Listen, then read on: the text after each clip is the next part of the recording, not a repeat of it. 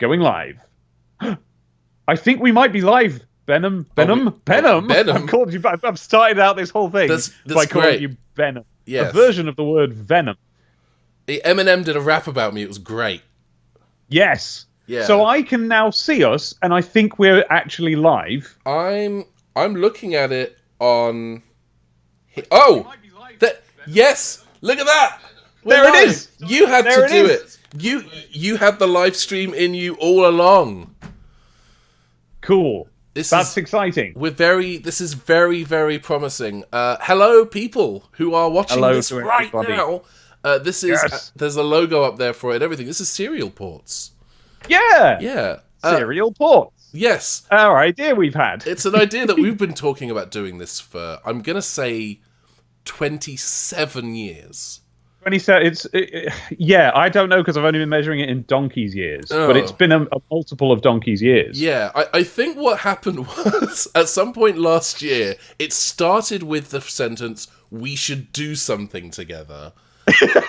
Yeah, as so many collections of two white male presenting things do. As a lot of people start off with, you know what, we should do a podcast, and then they don't. Or they do, and they record 3 episodes, and then they realise, actually, I don't want to do this because I have to edit it now. But streaming's easy, because you just have to... Well, we say easy. We did spend 17,000 years actually trying to get the thing. Listen, we are but 10 minutes late, which is a record for me. That's really good. That's shockingly good. It's extremely good. I'm going to assume, because we're on your channel, everyone knows who you are. Yes. You are the titular... Dave, who is a tomato demon. Yes, I am. That's the one that I am. That's you. I'm a man called David. But what about you? I'm me. So we cool. did it. Right, moving on. Yeah, this is right, everyone. This is Ben. I know Ben initially from his excellent series Ports Center, and then at some point we became aware of each other and talked and stuff, and now we're friends and that. And now we're friends and I love that. We are. I will stress this because this is something that comes up a lot whenever I have done like podcasts and streams and stuff with other English people. I'm not in England. No, I'm not in England and haven't been for nearly 13 years at this point. No, it's really weird that he still sounds about like the same as presumably. I mean, unless before you left England, you were like, "Ew, I'm from England." Yes. Oh, look at me. Hello. I grew up in Shropshire. No, I've never been to Shropshire. I don't think. No, I grew up in Luton, so I don't even sound like a Luton person. Luton and pollution is not the way. Hear what Captain Planet has to play on a different episode of this. We will definitely get to that because I grew up. I had the Captain Planet game for the Amiga, and I played for the Amiga voraciously. Yeah, which will be very coming good to. Soundtrack. Oh, the soundtrack on that the Wheeler level, the fire level, that's the one. That's the one. It's I'll sometimes throw on the bonga bonga jing jing title music, but it's the Wheeler tune that's the real one. It's got fully 2 xylophone solos in it. Oh, what a soundtrack. Yeah, and they're really, really, really in on that xylophone. Whoever that virtual xylophonist is, he's like, yes! It's like, this is my time to... This is, and almost all of the music on the soundtrack for the Captain Planet game for the Amiga, they're all bangers. They're fantastic. Yeah. And they're all 7.5 minutes long. Yeah. On one floppy disk. Anyway, that's for another day. Yes. We're going to be playing that one day. Because this is Serial Ports, and here's what the basic concept of this idea is. We should do that. Is that we're going to be... So, back in the day, we're all people who remember things from TV and things from video games from our childhoods, right? Pretty much everyone watching this has that nostalgia with them. We're combining those things because contemporarily, when the stuff on TV that we remember... I don't know what this is. I'm making a globe with my hands. When the stuff on... I think it's the Wheel of Time or the Globe of Time. It's a big ball of wibbly wobbly timey wimey stuff. Timey stuff, exactly. So when we were watching stuff on kids' TV as kids in the what have yous, 80s, 90s, whenever it was for you, they were bringing out video games based on those things contemporaneously at the same time. Yes. Words. Not retro games, although we're not against playing retro games, but they were they were the games that came out at the time. And some of those, the ones that tied in with particularly popular American properties, are still very famous today because, of course, the internet loves the NES. Yeah, DuckTales on the NES is I haven't said NES in so long because they don't say NES here, they say NES. They have to spell things out. I'll allow that if you want to say NES. It's force of habit now for over a decade. It's going to happen at some point, but the games like DuckTales, is we don't say in the UK. We don't say NES. We say any old S, any old S, any old S. And then of course, there's things like some things have different titles in Europe as well. Like for example, Batman Beyond is called Batman of the Future in Europe. It's the dumbest name. And then of course there's Tailspin, starring Baloo in the Castle in the Jungle Book, which in Europe was called Bearplane. Yeah, which is the better name. I don't know why it wasn't called that everywhere. It's a better name. It's also not the name, but God, it should have been. I like to imagine the creator of Tailspin waking up in a cold sweat at like 2 o'clock in the morning, the day after the last episode has aired. Just Bearplane. Yeah, because in his dream, the voice is going like, and he goes, Bearplane! I feel like that I want to call it, it's not the bass line, but it is kind of the central like motif. I don't know, music. Your music is your thing, but like that part of the Bearplane thing, it's always going to be Bearplane in my heart. I feel like that definitely came to the musician in a dream. Yeah, it doesn't make any sense otherwise, does it? It's just it's almost Ooga Chaka Ooga Chaka-esque. Yeah. And in the same way, I'm not sure if it's racist or not. Yeah, and I don't think who among us can say what is and isn't racist? Well, who among us two? Neither of us. Neither of us are empowered. I'll tell you what we're all doing. We're playing Darkwing Duck on the NES. Yeah! Little background. I'm actually just going to press start. Let's do this thing. A little background on this game. This game came out for the NES in 1993. So like 4 years after, 3-4 years after the Super Nintendo had already... I was going to say, late in the life of the NES.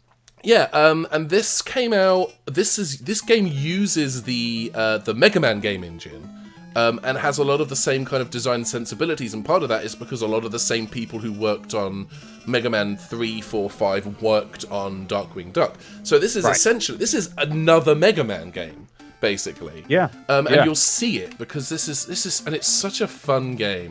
But it is hard because like I said, it's basically a Mega Man game. Well, it's going to be... I'm glad you're playing it, because, of course, I now have to go through the process of tweeting that this has begun, which takes me a very long time, as anyone who's ever watched my streams before will know. Yeah. I'm going to have a little cursory look at the screen, just to get a sense of what's going on. Yeah, there you are. Oh, yeah, I remember this. You've done a video about this, didn't you? I did do a video about it. Actually, the first version of Darkwing Duck I ever played was the Game Boy version. I got it for Christmas one year. I want to say it was 93 or 94. And the Game Boy version is near identical to the NES version, except the levels are a little bit more compact. So when I discovered that there was an NES version of this and thought, I'll download that. I bet it's basically going to be the Game Boy version in colour. And I wasn't wrong, but I wasn't right in the way that I thought I would be. Right. Because it's this. You... Pig's ear, come on now. Do you know, I've never played any Mega Man game or spin-off of this sort ever. You're not missing out, I'll be honest with you. Mega Man's a little low. That's a great way to upset 80 to 90% of the internet in like 4 words. You're not missing out, it's just Mega Man, it's fine. Honestly, the best part about Mega Man is the cartoons. And that's also how you make someone angry. I've played... Well, no, I mean, the best thing about Mega Man was his appearance in Captain N, surely. Well, obviously. Captain N being kind of the reason you own a television in whatever year in the 80s it was. I'm guessing 87, 88? Yes. 89? Around then. I don't know. I will be honest with you, I have next to no memory of Captain N. I have next to no memory, but not no memory. I did watch it. Yeah. That's all I really tell you. And I can remember, Mother Brain, played by, what's her name, Audrey 2 chap. Very, very, very entertaining indeed. There we go. Yeah, this is not what you would call... Oh, the one thing that Darkwing Duck does have is an impenetrable shield in the form of his cloak, just like in the cartoon. Yeah. I remember that. That was one of his main things. When there's trouble, you use your impenetrable cloak. Yeah, that was the mnemonic that they use. Mnemonic being very much the wrong word, but you know, I'm already. Oh, this is the boss fight. I hate this. I hate these boss fights. Right. Because there's that little chap at the top just kind of flinging banana peels at you. He's annoying, isn't he? Yeah. Is he He is a banana himself. He is himself part banana. Gross. Where's he getting the bananas from that he's chucking at you? Well, are they his it's child? a Disney cartoon. We prefer not to say. No, that's the thing. I'm trying to think of what would be allowed into a Disney cartoon, and the best I can come up with is that he's. I'm trying to drop it. I'm pressing that the he's button every time. like giving birth to them and their little minions. I can imagine a version of that being on the TV, but only a version of it. I think Disney would be a little bit more accepting of. Here's a thing that we're doing. Does it make sense? No, but let's roll with it now. Yeah. Than they were in the 80s. Although I was actually going to say the idea of a supervillain who's also a clown is a little far-fetched, and yet that's kind of like the main motif in supervillainy these days. I know. That's not weird at all. And hey, how you doing up there, by the way, Ben? You're hovering over my head, and I'm feeling very threatened. Could you please stop peeking up my skirt? We had this conversation before we went live. We did, and that was why I opted to be down here. This is the main reason I'm doing this. You know what? Other than the fact that there is just a person down there, just kind of leering up at me. You know what? I feel like a piece of meat, if I'm being honest. You look like a piece of meat. It's quite impressive. Yeah, I am. Well, it's human on the top, and it's lamb shank from the waist down. I was about to say exactly that, but I didn't want to bring it up. I was wondering if that was sensitive information. I'm going to say this. I think that's the first time I've ever finished a level in Darkwing Duck without dying. Oh, well done! Ever. So I'm very impressed with me. Yes. Well, aren't we all? Yeah. I've just realised that we don't have the chat on the screen, and you probably can't see the chat, but there is quite a robust chat going on, which I can read bits of to you. Yeah, that's kind of my fault, but that's something that I will be able to address for future streams. Sure, I mean, they're all lovely people, but fundamentally they don't matter. That was a joke. You matter enormously. I want that carved in the headstone on my when I die. It's like he's all right, but he fundamentally doesn't matter. Somebody called Name That Hasn't Been Taken Yet, me, says Paddon's made an enemy for life. That sounds about right. And I want to find out why that it's probably the things I said about Mega Man. Oh yeah, it will be. Yeah. I bet it will. But I do have, by the way, one of the real benefits of this stream is that I genuinely have a really, really nice viewer base who turn up to these chats, and I don't usually get anybody unpleasant. So I'm confident that person wasn't being unpleasant to you and that it was a joke. People are usually just unpleasant to me on Tumblr, which is why I don't really post there anymore. Oh, really? Is that where they're unpleasant to you? Yeah, I once got death threats for suggesting that LGBT representation in commercials was a positive step forward. Right. And I got death threats for that. I also got death threats for that. I got death threats for suggesting America needs better gun control, but you're going to get that. That's just gonna suppose that's... Yeah, there's an element of asking for it when you say that specific thing. I feel like, here's the thing, when people threaten to kill you because of you want better gun control, that kind of proves the point a little bit. That's the thing. That's what's happened there, that they proved the point. But yeah, when we do expect to some extent that when you say, maniacs with weapons shouldn't be doing that, they're going to go, I'm a maniac with a weapon, and I don't like you now. Yeah. Anyway, that got too heavy, I think. I think we should swerve away from that. Yeah, let's definitely swerve away from that. What's your favourite type of clown? Favourite type of clown? Well, look, honestly, to my shame, it probably is Mr. Ronald McDonald, but I refer specifically to his whole oeuvre in the 80s when it was still fun to have burgers. Do you remember that? When you would... Because the thing that I think people of the modern era forget about McDonald's is that it used to be a place where you went to be in a little sort of theme park that also made sweets. Yes. I definitely still remember there's a part of Luton, which is where I grew up, called Bury Park. And there was I think it's a community centre now, but it was a very big McDonald's with a great little padded play area in the middle. Right. Oh, so what they've done is they've expanded the padded play area bit of that to fill the whole building. Yes. So I suppose that's good. It's better to have a leisure centre. Did you say, what was it, a fitness centre or something? It's a community centre now, yeah. A community centre. Ah, you see, I just didn't listen then in that case, because I was imagining a sort of gym. But that's not what a community centre is. A community centre is a space where you can put on a tombola and a raffle. They're similar things. Yeah. But not identical, show. Crucially. No, well, they might be, Otherwise for all I know. It could a tombola is where you turn the barrel round, isn't it? Or is that something else? No, I think that's a tombola. It's like that thing in the thing that's happening in you utilise a tombola in a raffle, I think is what happens. You can, but you don't have to. You don't have to. No, there are options. Yeah. That's right. Yeah, the raffle part is where you're giving out tickets, and then by some means, tombola or otherwise, you draw out numbers to decide which are the winning ones. Yeah, I was thinking of the last two things that happened in a community centre that I was in. One of them was a talent show, which I participated in. I was sort of roped into it. I was given the black spot by my dad, who said, "You'll do the talent show, won't you?" And I was staying with them that weekend anyways, and I had a live show that I was doing. So really, it was, I couldn't say like, "Oh no, I've got a sore throat" or something like that.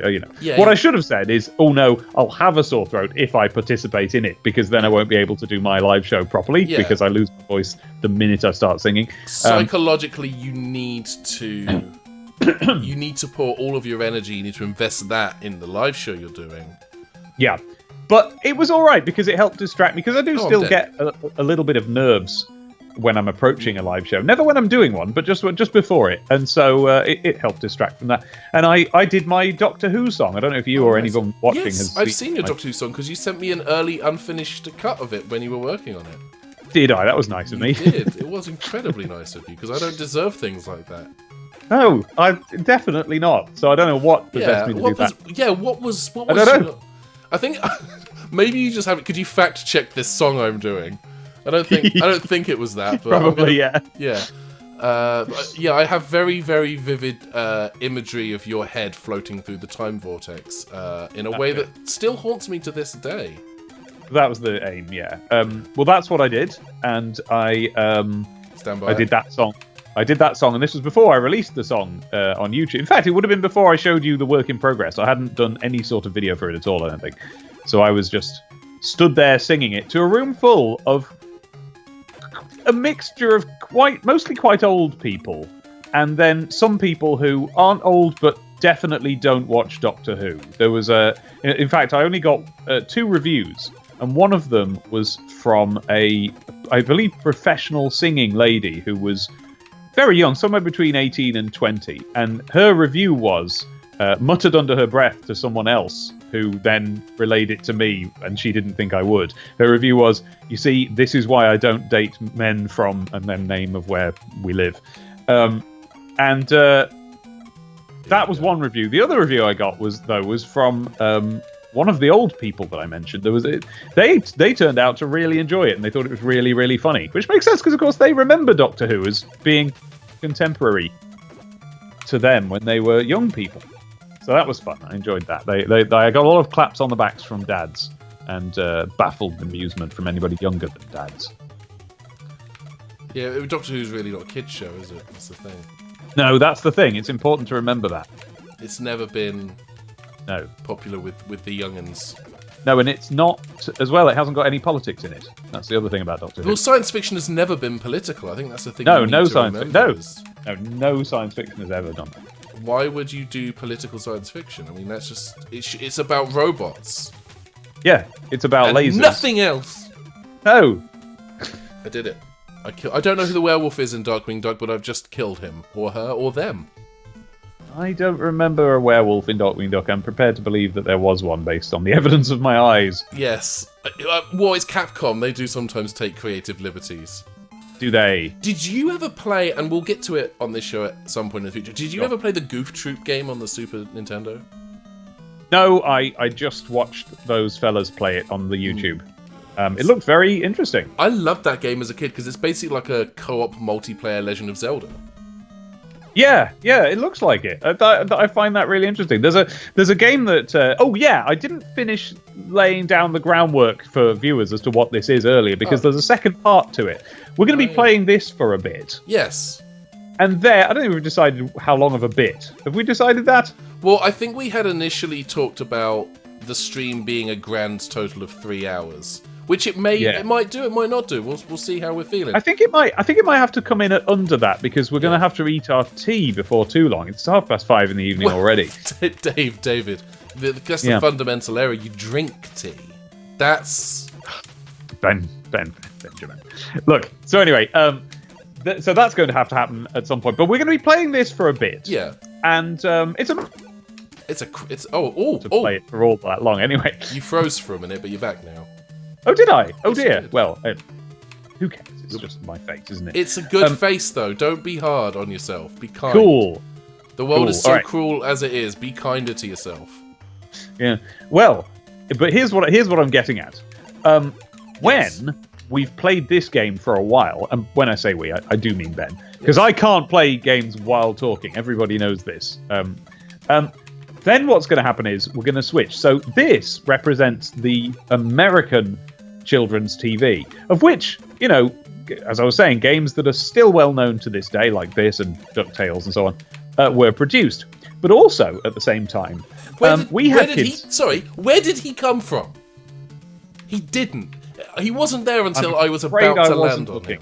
I'm sorry, I got killed in a very unfair manner, which is very, very Mega Man, very Capcom. Sorry, I didn't mean to interrupt. Do continue.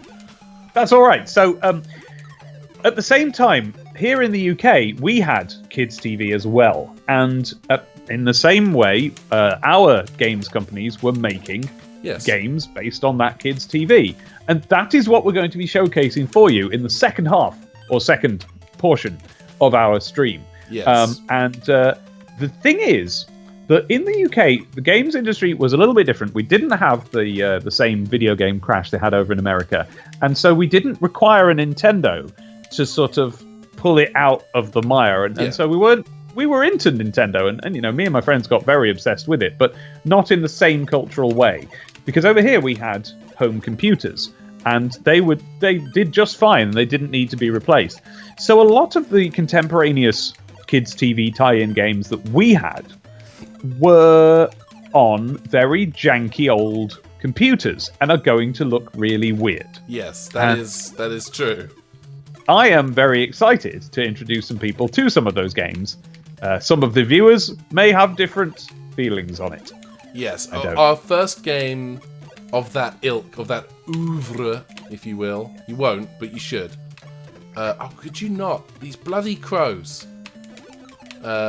Is actually not so much a kid's cartoon or children's show as he is just the mascot for kind of cheap and nasty Saturday television. And well, there's a whole story behind him, and don't worry, we'll telling it. Get there.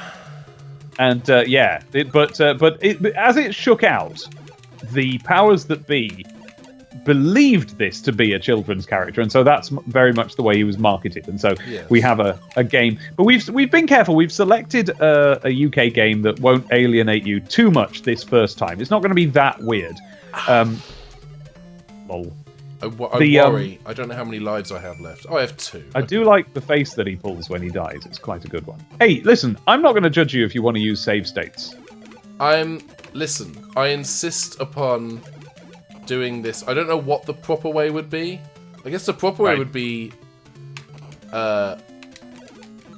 playing actually Mega Man. I mean, yeah. Oh, this bloody alligator. But I'm going to know quite a lot of trivia about the second thing we're going to be playing, but not so much about Darkwing Duck. I don't have a lot of Darkwing Duck knowledge. I'd say a little bit. Yeah. But mostly just based on the fact that I used to listen to it.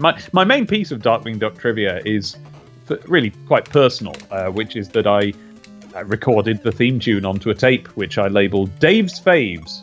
Not a videotape, an audio tape, you understand. And it had It also had the Batty Rap and Toxic Love from Fern Gully. That's art, that is. Yeah. And that went straight into Darkwing Duck. And then Jungle Book Groove. Were you aware of Jungle Book Groove? It rings a bell. It was a single that came out in 1993, which was a sort of a remix, if you like, of Bare Necessities and I Want to Be Like You from Jungle Book. I do remember that. You do? Not a remix in the sense of like the dance mix or the Ibiza mix. It was just those two songs put together with. Yes, there was a bit like the Queen mega mix where they just took the Grease mega mix where they just took a bunch of Grease songs. I remember that. And there was a Michael Jackson one at the same. Yeah, yes, it was one of those. And so it had. It was a bit Jive Bunny and the Master Mixers. It had a new bass line and drum rhythm put onto it, but they were just dropped on the top to cover any slight hiccups in the cutting between the two songs. I definitely remember that. Yeah, well, that was my mum just came home with that one day. She obviously saw it on vinyl, and in Woolies or somewhere, and came home with it. And I was so impressed that I bought it on CD. Now, the reason that was worth remembering and why I have remembered it is that was my first CD. Oh wow! Of any sort, and we didn't have a CD player. So I bought it because I guess that was one of my early moments of just being a real stickler for sound quality. I mean, you're like, mirrored. I'll get one of these eventually. I'm sure it'll be fine. Yes, mirrored in the fact that I now own a multitude, and that multitude is less than 10, but probably more than 5, of 3D Blu-rays, which I started to purchase back when I thought, well, look, I'm not going to have this old 2008 or 2006 television, this 720p LCD TV. I'm not going to have it for long. It's on its way out, and I'll buy a 3D one when comes the time. And when came the time, they pretty much stopped making 3D TVs, and I wasn't able to get one. So I don't know what. I genuinely don't know why they make them, because I want to watch them, and I bought the Battle Angel Alita one. Oh wow! Just recently, because that was this is a hot take, I don't know, but it's probably one of my definitely my number one favorite IMAX experience was Battle Angel Alita. I enjoyed it. I thought it was a bit long, and I feel like it didn't actually have an ending, but it was a movie that I enjoyed going to see at the theater. Yeah. Had you read the books or not? I was aware. I have a lot of friends who are very much into anime. Oh, listen to him. I've got a lot of friends. I've got a lot of... Hey, I don't want to brag, but I know some people. And they're into... And I don't want to brag, but they're into anime. They're into... Listen, I don't want to be... I don't want to be too braggadocious. I don't want to get too up myself, but I do have friends, and they do like anime. I have friends who are very much into manga and anime, so I get a lot of... And my girlfriend as well, Mandy, she's very much an anime person. So I pick up a lot of anime and manga knowledge via osmosis, basically. Yeah. And there's also a lot of stuff that I've started watching over the last couple of years. These levels are really hard, and I'm bad at them. There we go. What was I saying? Yes. So I was kind of aware of Alita Battle Angel before Jimothy Cameron decided to... originally, he was going to direct it, and I think in the end it was directed by another man. Our good friend Robbie Rugg. Robbie Rugg? That's not his name, but that's what I'm going to go with. That's his name. Robert the Rug. He is a sentient rug who makes film. Rug. He was a mascot for Carpets Online for a long time. Yeah. Yep, and of course, originally he was the mascot for Robbie's Rugs, but then he was bought out from under them. Like how the monkey, that cable company, the ITV Digital, the ITV Digital monkey became the PG Tips monkey. Oh yeah, that was weird. Yeah, you're right. I never thought of that because I always mixed him up with Flat Eric. Flat Eric? Yeah, you remember the Mr. Wazzo. There was a dance track that was all. Sorry, that. I heard Flat Eric and my brain passed that as Flat Stanley. A book which I actually read that at a public reading contest. Oh, did you? That my school made me do, and to this day I don't know why they did that. Oh, weird. Well, yes, no. Interestingly, I can't swear. I think I read. Well, I think my mum read to me Flat Stanley, but I mostly remember a lamp for the lamb chops, which was the sequel to Flat Stanley, in which they get a magic lamp. Huh. That's I was not aware that they had made a sequel. Yeah. That's kind of a Great Glass Elevator situation. Yeah, very much so. Very, very much so. Like, yeah, that was a situation where no. The story didn't call for there to be a sequel, and yet, but the success presumably of the original book meant that it was just a safe bet, which is just one of the various reasons why I flat out never accept as an excuse. Well, Roald Dahl didn't like the Gene Wilder one anyway, so actually the Tim Burton one's better. No, incorrect. This is not. It doesn't matter what his original vision was. The Gene Wilder film is, and I'll say this as a book fan. You know, I had the book read to me before I saw the film. Film's better. I am actually inclined to agree with you. There's too many adults in the book. Yeah. There's loads. Yeah, it's crawling with them, isn't it? Did you know that the screenwriter for the Tim Burton one had never seen the musical, nor did he plan to?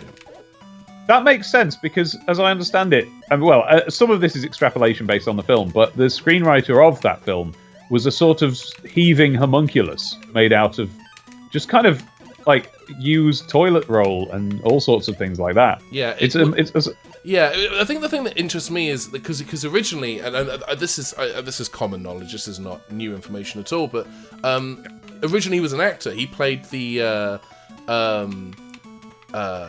what was the name of that toilet monster in Dogma? The Excremental. There we go. That was him. And then he got out of acting and went into screenwriting and has written most of, in fact, Tim Burton's modern films. And I keep dying. That's right. And I think, wasn't it just before he got into screenwriting?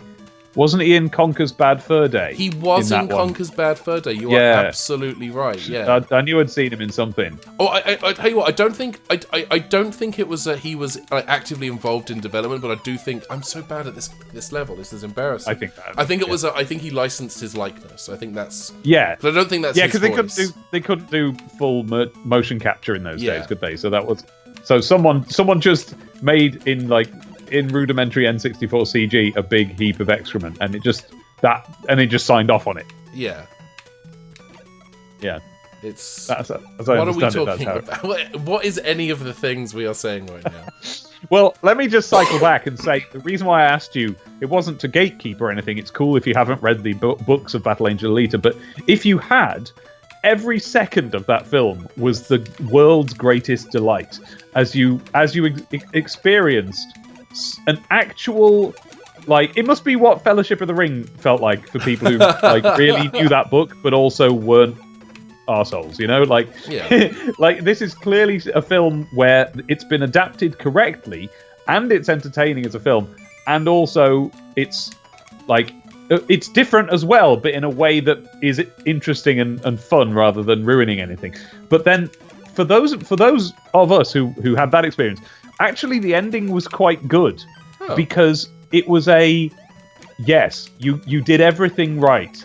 Here now you get to have you've done everything right. We didn't expect you to do an entire 10 books or whatever it is worth of story in one film. Now you get your victory lap of bringing in the perfect cameo person to suddenly appear, take off his goggles and reveal who he is, and that he's going to be playing the character of Destiny Nova, and that's the most perfect piece of character casting in living memory. That moment was great for those of us who were in that sort of mood. For everyone else, it must have been extremely alienating and weird to suddenly have, and I can't remember his name off the top of my head. You'll have to say it again, I talked over it. Lee Pace. Oh, no, I'm referring not to him, but to the chap at the very end. The man from... Del Monte. Fight Club. Oh, no, it's not Lee Pace, you're right. It's Ed Norton, sorry. I don't know. I always get him and Lee Pace mixed up for some reason. And there's really no call for it. Right. I don't know which one Lee Pace is. I'm going to Google him and find out. When you said it, I assumed he was someone else who was also in the film. Lee Pace was the male lead in the hit TV series Pushing Daisies. He was right. The main baddie in the first Guardians of the Galaxy movie, and also in Captain Marvel. Right. I forget the name of the character, which I think just goes to show how important and integral to the plot he was. Right. Well, I've looked him up, and it, for some reason, when you type Lee Pace, Google Images just brings up a lot of pictures of Jake Gyllenhaal for some reason. Did you mean Lee Mack? Yeah, that's what Google says.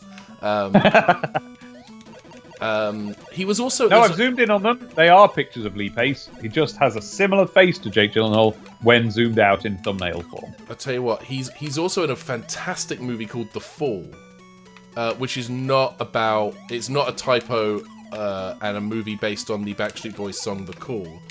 Oh, forget it then. Yeah. A song that I inexplicably know all of the lyrics to. Oh. Well, that's all right. I inexplicably know all of the lyrics to a song we're going to be talking about in a bit. Oh, yes. Is it the Darkwing Duck theme? No, I know exactly what it is. I like that the game has unlimited continues, because it means I can continue to be awful at this one bloody... If I fail this level, I'm going to go back to the stage select and pick a different level. It's these plants. These plants are messing me up. Also the dogs. Also just... All of it. All of it's bad. All of it's fine. Well, I'm bad. This is from an era of game. Yeah, it's an era of gaming where they expected you to have some modicum of skill. Well, in the chat, Freak Zone Games has just written scram out, each letter being in different boxes. So that's what delay we're working with now. They're just getting the Great Class Elevator stuff now. Perfect. I also the other thing I like is that these vines, of course, if you look at them closely, they are the elvish writing around the edge of the One Ring. Yes, in Lord of the Rings. I was looking at that, and I was thinking that. That honestly, genuinely, that was in my mind, yes. And I just I didn't let it come out for some reason. Yeah. So to backtrack then. Yes. Battle Angel Alita. Backtrack Ben was my nickname in high school. My favourite IMAX experience, because it's one of those films where for every good bit it would open up the screen and you were suddenly in a massive cathedral of vision. And I was talking about that because I bought it on 3D Blu-ray, and I'm talking about that because you can't get 3D TVs anymore, and we were talking about that because you bought the CD. I bought the Jungle Book Groove CD. Now my granddad did have a CD player, and my argument was that I would listen to it round his house. But that's a fine argument, isn't it? That's all right. Did you? Yeah, of course. Good job. Also, I'll tell you what else I did, though, that doesn't make quite as much sense, is that my best friend at the time, Andy, also had, or his dad had, a CD player. And so we arranged for me to lend it to him, because such was our relationship that... it didn't involve going and listening to CDs around each other's houses. You know, we would be straight on the NES or the Amiga, and that's what we would do all day. Yeah. So I came up with a compromise, which is that I would lend him my CD of Jungle Book Groove, and he would tape it for me. Now, a lot of people made fun of me for that, but my argument at the time does still hold up, which is that it had a couple of extra tracks on it that the vinyl copy didn't have. So now I would have them, albeit on tape. It's not nothing, exactly. Now, the tracks were nothing. They were just like... But, you know, whatever. I had them. You know what? No one can take that away from you. No, you can't take that away from me, as the great Chesney Hawkes once said. What was your first CD? My first CD that... I think I had this... given to me. I think it was that single release that Simon Cowell produced of the Mighty Morphin Power Rangers theme. No, fine choice. Yeah, I nothing listened wrong to with that a at all. lot. The B-sides, as it were an extended version of that self-same song. And the song Go Green Ranger Go. Green Ranger Go. Which I listened to a lot. Yeah. I think the first album that I owned was actually the Slim Shady LP, which I should not have had at that age. No, you shouldn't. That's very rude. Yeah, but That was actually no. God, how old was I at that point? Was that the first album I owned? I must have had another album before then, surely. Because Slim Shady LP is 2000. Like that came out in '97. I don't think I owned it until like 2000, 2001. And you must have had a CD player. If you had a CD player at all, you must have had a CD. I probably did. I just can't. It's weird that I can't remember it. Oh, that's not a collectible. That's a. Oh, cheers. That genie, that's rude. That genie wishes me ill. Yeah, you rubbed him the wrong way. Oh, you have to destroy the lamp. Oh, if cool. If I had remembered, which I feel like when you destroyed the lamp and it turned into gold bullion, I feel like just the lamp was gold already. You could probably sell that. Just melted the lamp down. Maybe that's what happened. Maybe the genie's death was so hot that it melted down. Very and clear. It does spit blue flames. Yeah, and then it formed again into the natural fire, shape of gold. If we may talk about rap again for a hot minute. Well, my first CD album, I'm very proud of. I made absolutely the correct decision. And still to this day, I cannot be faulted on this. And if you even attempt to fault me, you go ahead because you'll just be cosmically incorrect. My first CD album was the soundtrack to Bill and Ted's Excellent Adventure. That's a great album. That's a solid album. Yeah. I'm not going to mock you for that. That's a you can't. Sturdy album choice. No, it's extremely good. Like it hasn't diminished in any way. There's no quality to it that has reduced at all, unless there's lyrics I'm forgetting right now. But I don't think there is. My first, I'm going to pivot a little bit. The first VHS I ever had that I remember was volumes 1 and 2 of a show that was on CITV called The Dreamstone. Do you remember this? Oh, yeah, I've done a cover of it, of the theme tune, but nice. It's Patreon only. I'll send it to you. You can have it. What you've done there is you've outed me as someone who doesn't financially support my creative friends. But yeah, I loved that show as a kid, and I watched those first two. On paper, Volume 1 was mine, and Volume 2 was my sister's.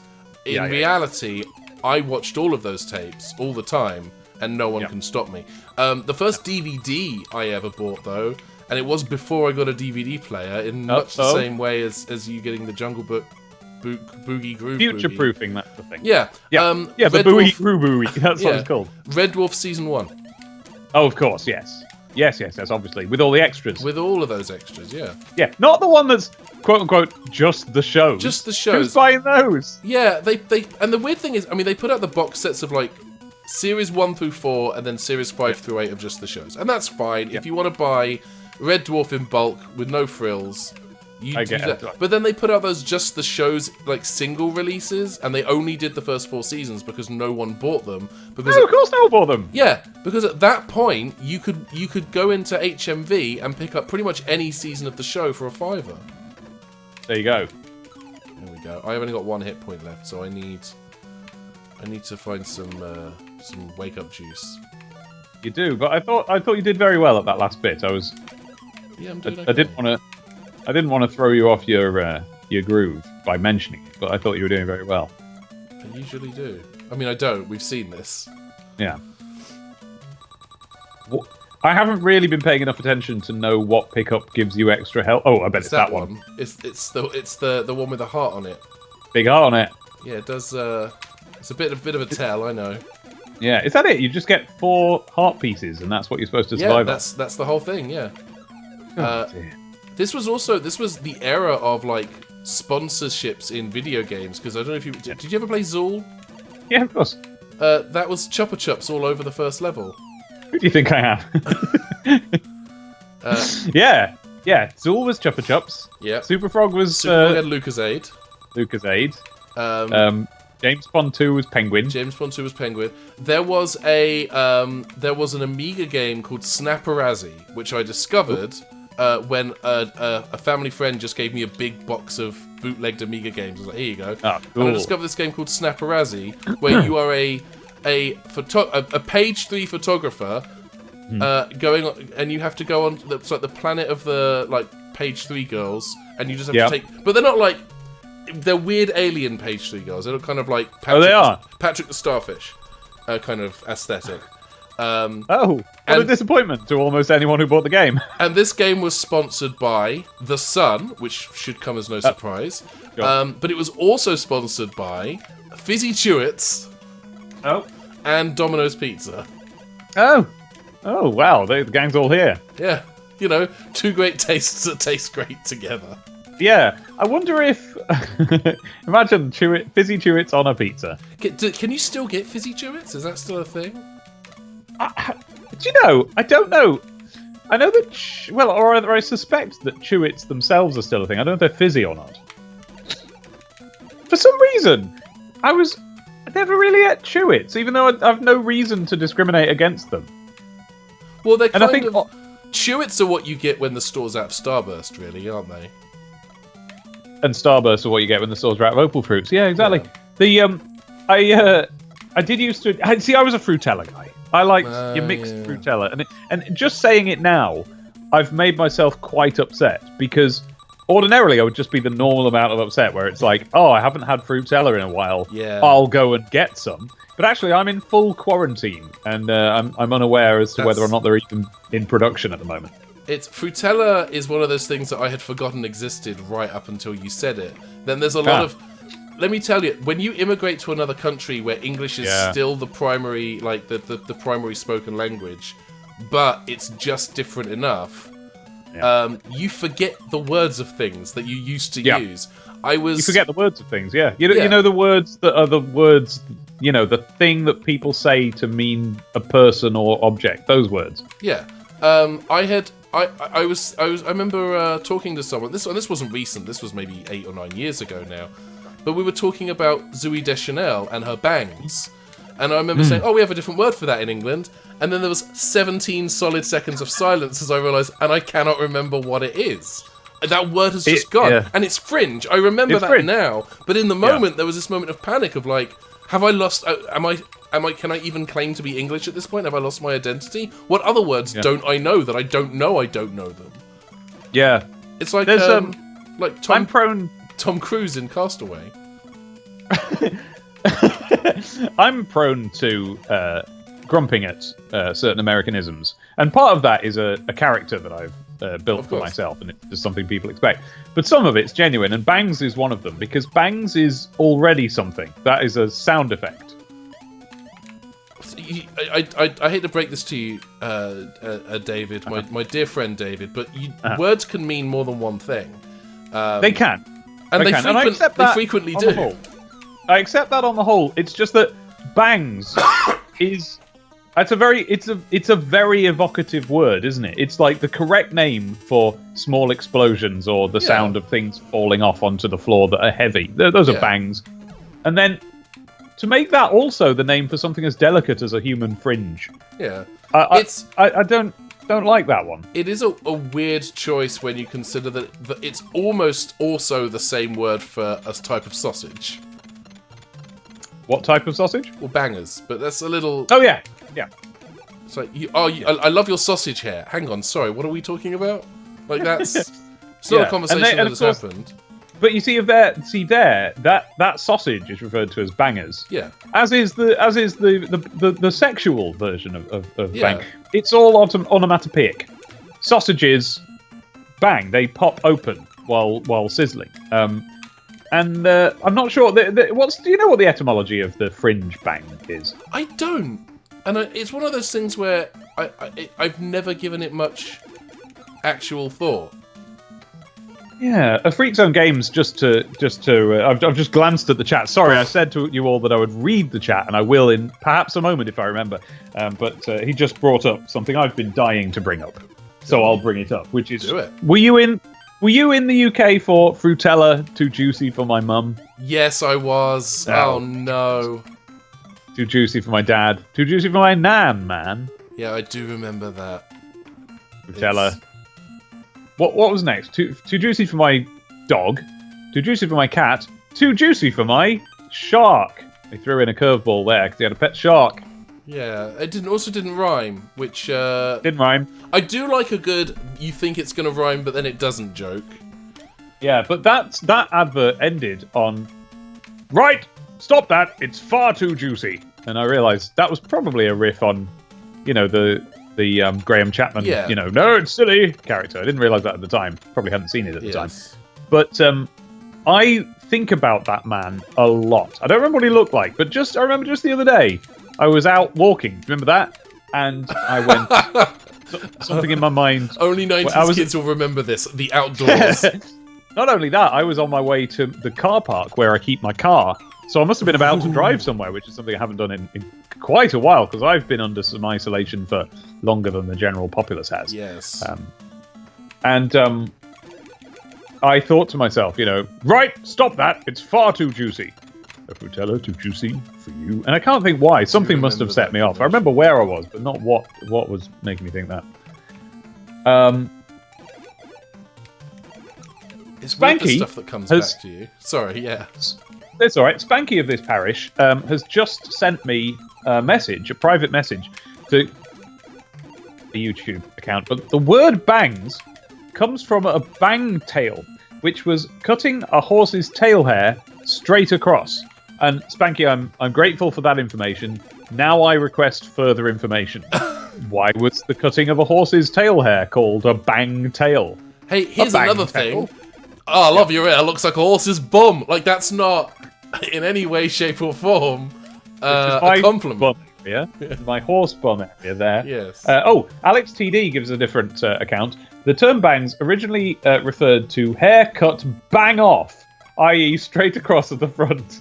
Okay, so I again ask for further information about that. Bang off. Just cut it bang off, please. I guess people would go to the barber and say that. Just cut it bang off. Bang off. I don't think that's ever a sentence any human being has ever uttered in the history of humanity. Doesn't it sound like it could have come from the old Red Dead Redemption-y days that we're talking about here? Where, someone might have sat down and said, oh, just cut it bang off. That might have been slang that they had then that doesn't survive. Maybe they used to use a Colt 45 to shoot the hair off at the beginning. That'll be what it was, I bet. Yeah, almost. I bet what they did. Here's what they would have done.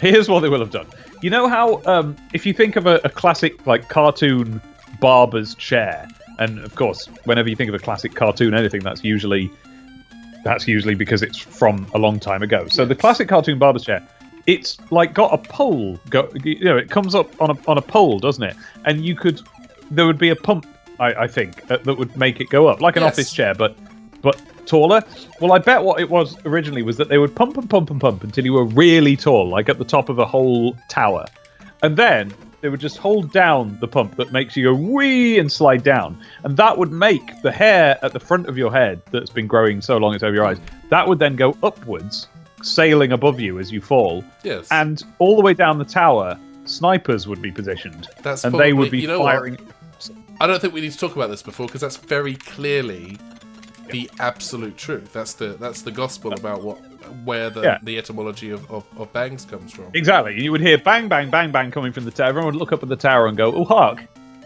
Someone's having a bang cut. They're having their hair bang off. And the man would then come out with and he would have a very straight fringe, but also it would be sizzling, which was the fashion at the time. Yeah, that was very much the look people were going for.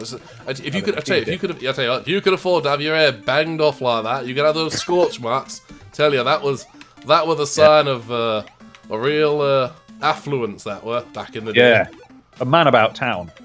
Hey up, lad, you gonna go get your hair banged off? Yeah, that's clearly it. There we go. We cracked it. We cracked the nut. Oh, McFeely's here in the chat. Hello, McFeely. He does my Sonic podcast with me. Oh, awesome. And he also remembers this song. I assume we're talking about Frutella Too Juicy for My Mum. It's entirely possible. Or he's really into this particular piece of music from the Darkwing Duck game. Oh, yeah, that's possible, because I can't hear the music. Yes. Because we just haven't figured that out. I'm sure the technology we had, and then we hadn't, it turns out. Well, the reason we thought it had is it said we had. It said it told us. Audio share is available. Yeah, we're going to share the audio, why not? And it hasn't. Big Baby Pop. It's a Big Baby Pop. Yeah, that's another one I've always remembered. That was a dummy. That was like a baby's dummy that made out of push pop. And also ring pops. Ring pops were a thing. Ring pops were the worst thing, because all ring pops did was make your hands sticky. Yeah, but arguably, I think a ring pop was slightly better than a push pop in that regard. Less good than a push pop in all other regards, because a push pop, king, right? Brilliant. Push pop, fantastic. But you stuck your finger up a push pop into the slobber chamber. Yes. And what happened was so if anyone doesn't know, a push pop, and you can still get them, so you may know, but they came out when we were about 1993. They were a little imagine a thing of lipstick, but bigger. You took the lid off, and there was a lipstick, but bigger, but of suckable sweet. And you pushed it up through the bit, and then there was a reason for that, and that would come up, it would be sticking up, you would take the wrapper off, you'd suck it, suck, yum, yum, yum, yum, and then, it's time for, let's say, school. I want to save the rest of this hearty bounty for later. Yes. And you would put the lid on, pushing it back down into the chamber. Now the problem is, none of this was watertight, so all the slobber that you had generated would run down into the little chamber and all down your hand.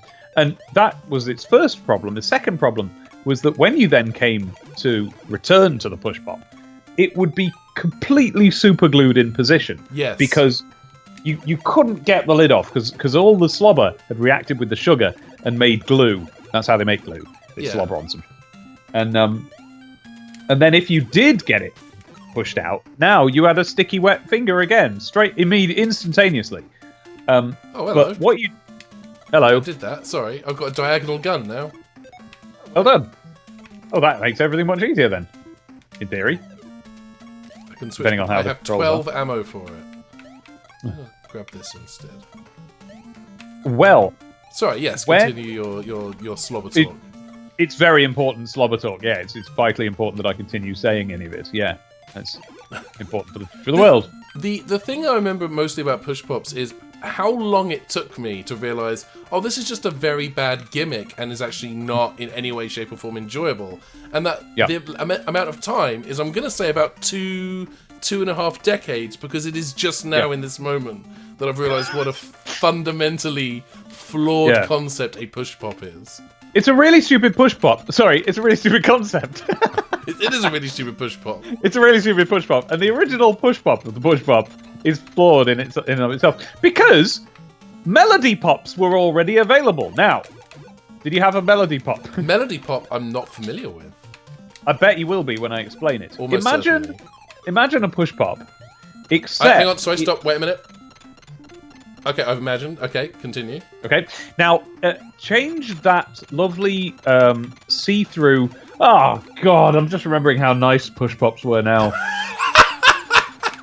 You know when you can talk about a food, but then, no, you really do remember what it tasted like? Yes. Oh, God. Here's the other thing about push pops I haven't mentioned yet.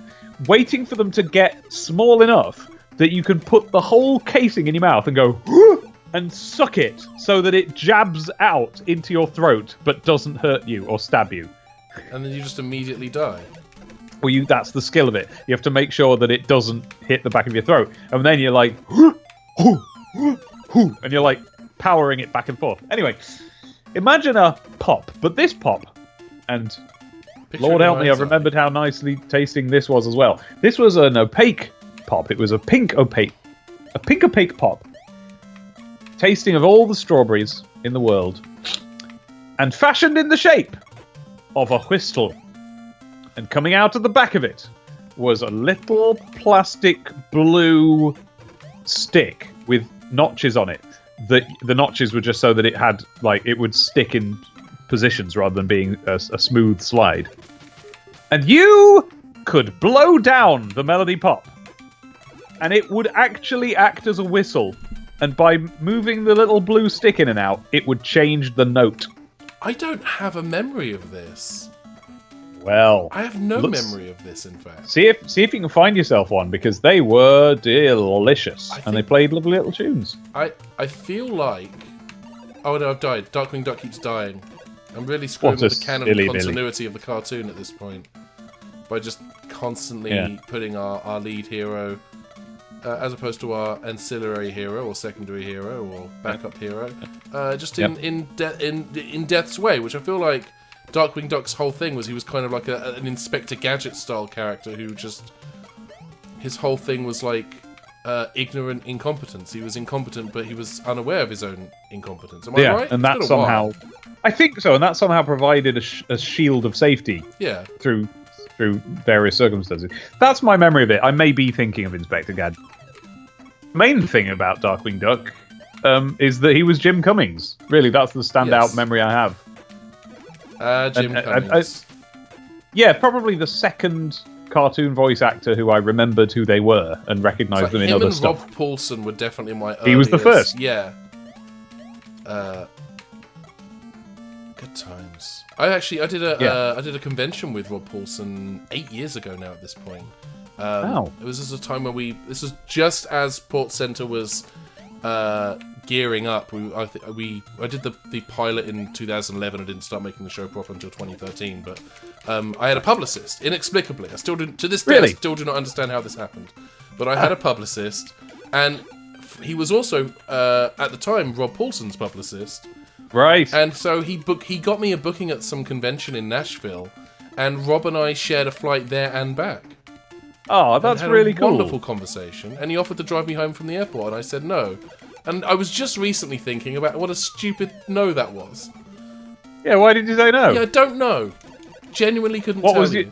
Did you have a better arrangement? And you were like, I was taking a bus. Like I was taking a bus in Los Angeles of all things. Like that's none of the words in that sentence, individually or collectively, are good words. Let's try and come up with a scenario. Think of all of the times. Look, give me some times when you take a bus in your normal life. If you do take a bus in normal life, I do. So mine would be to go into the town centre for, let's say, a haircut is one reason I go to the town centre. Another would be to meet my wife at her comic shop she used to work at. That was something I did sometimes. Another would be to hang out with people. Those would be three of the things. Can't immediately think of any more. I'm sure more will come to me. But so far, none of those I would rather go on the bus than have a lift from Rob Paulson. Yeah, I can't. So far. Bus to work is something I used to do. Right now I take the Metro, which is kind of LA's rudimentary baby's first tube system kind of setup. That counts. That I will accept that as a bus for the purposes of this. I once had to ride a bus to an electronics store where I had to pick up the keyboard controller from Rock Band 3 because they had started selling them 2 weeks before the game came out, and I had a review copy of the game. Now, can you think of any reason in that scenario why you'd rather go on a bus or the Metro than be driven by Rob Paulson? I will be honest with you. None come to mind. No. There must be... What would be... There's got to be a situation where it would the bus than be driven by Rob Paulson. There must be one. Okay, you are going to an abattoir to be slaughtered as cattle. Rob Paulson has some very nice cars, and he quite likes to drive, so I imagine he'd be quite fast. If you took the bus, you could buy yourself some time and try to think of a way to escape, such as getting off at a different stop. Yes. There you go. That's one. Also, if you just... You know, I'm quite grateful to Rob Paulson. He's done a lot for me across the span of my life. Mostly, I'll say the first sort of 13 years of it, roundabouts that. He's let me down since. Thing about Rob, right? Thing about Rob, he's rubbish. As far as I'm aware, he's never let me down, but I've been paying less attention to what he's been doing since I was about 13. But in that time, he did loads that I actively are good things that I consider things he did for me. So maybe I just wouldn't want him to be part of my slaughter at an abattoir, and that would be enough. Yeah. To not involve him in it at all, because I'd meet him and I'd be like, "Oh, you've done a lot for me, and I'm grateful for a lot of the work you've done. Drop me off here. I'm about to be slaughtered." I feel like that would ruin his day. I'm less. I'll be honest with you. In that scenario, I'm less concerned about ruining Rob Paulson's day than I am about not dying in an abattoir. Me too. Is that selfish of me? I don't know. No. Given out of the two, I think even Rob Paulson would admit that out of those two choices, ruining one, and it is just one of Rob Paulson's days, because As we all know, Rob Paulson only mourns the dead for a day. He's not. He doesn't have the glands for a protracted mourning period. Well, it's one of his skills. That's why he's been so successful as a sniper. Because of course he trained as a barber, but from there he got into the sniping. And from there, Raphael. It's a straight line, really. Yeah, but I still can't believe Rob Paulson has voiced fully 50% of the Ninja Turtles. Yeah. What's he playing at? Give someone else a go, Rob. Well, in fairness, he did let other people voice the other characters. But he was like, you know what? He did. I'll be the purple one this time. Yeah, he's not precious as long as he's involved. Yeah. Wait, and he's the voice director now for Rise of the Ninja Turtles. Oh, is he? The new one, yeah. Oh, that's a good one. There's far too many people write that cartoon off without watching it. It's good. It's really, really, really funny. I remember thinking the animation style was very nice. It's incredible. It's incredible. There's a Twitter account that posts clips from it, and I think they do like the storyboards sometimes up to final piece, and it's like just amazing to look at. But a lot of people wrote it off because there is a section of people on the internet who, when there's a new version of a cartoon they remember from when they were little, and that version is funny, they don't like that. I don't know if you've heard about this. I'm intimately acquainted with these people. Oh, you are? I will say this because I used to be one of these people. I was very much of the opinion of, why would you reboot Batman and not make it just the animated series again? And the answer to that question is because there are multiple ways to interpret a property, and sometimes you just have to accept that the way something is being interpreted in this moment, this particular version of a thing, maybe it's not for you, and it's perfectly acceptable. It's all right for that thing not to be for you. It can be for other people. You know what? Let kids and adults with a sense of humour have Batman: the Brave and the Bold. Let them have it. It's fine. Your life is not diminished. Your Batman the Animated Series DVDs or Blu-rays or what have you do not explode into shrapnel and dust on the shelf. Is that people who don't like Star Trek Discovery? You know what? You're allowed to not like it. I disagree with you. I love Discovery. But the presence of Discovery does not in any way, shape or form sully the existence of the other Star Trek shows. It doesn't. In fact, it kind of nudged me and Abby into finally rewatching. For me, rewatching. For Abby, watching DS9. I love DS9 so DS9, if you ask me to pick 100 of my favourite episodes of any Star Trek series, of all of them, 50 of them would come from DS9. Fully 50. Did you guys get to see, they did that documentary last year, What We Left Behind. Did you guys get to watch that?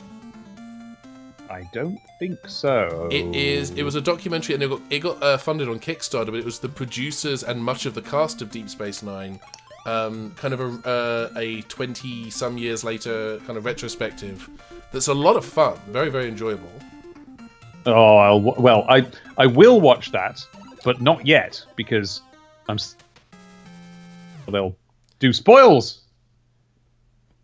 I feel like we should probably change game, right? At this point, I feel like it's about the right sort of time, isn't it? Sort of time. So what I'm going to do, I'm going to disable that.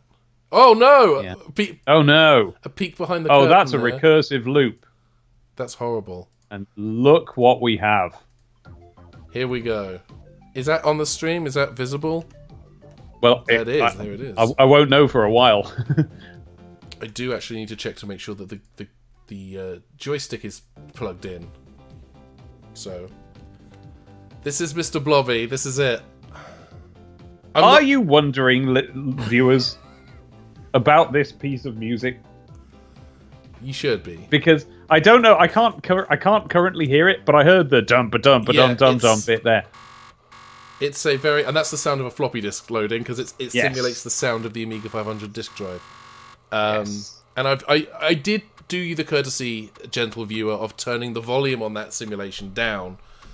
Very good. Just a skosh. But turn the volume of the blobby music up. Obviously. The volume. I crank that blob. You know, it's got to be audible. Is that a song that you have considered covering? Oh my god! Not until this very moment. But now it's foremost in my mind. Yes, you have to.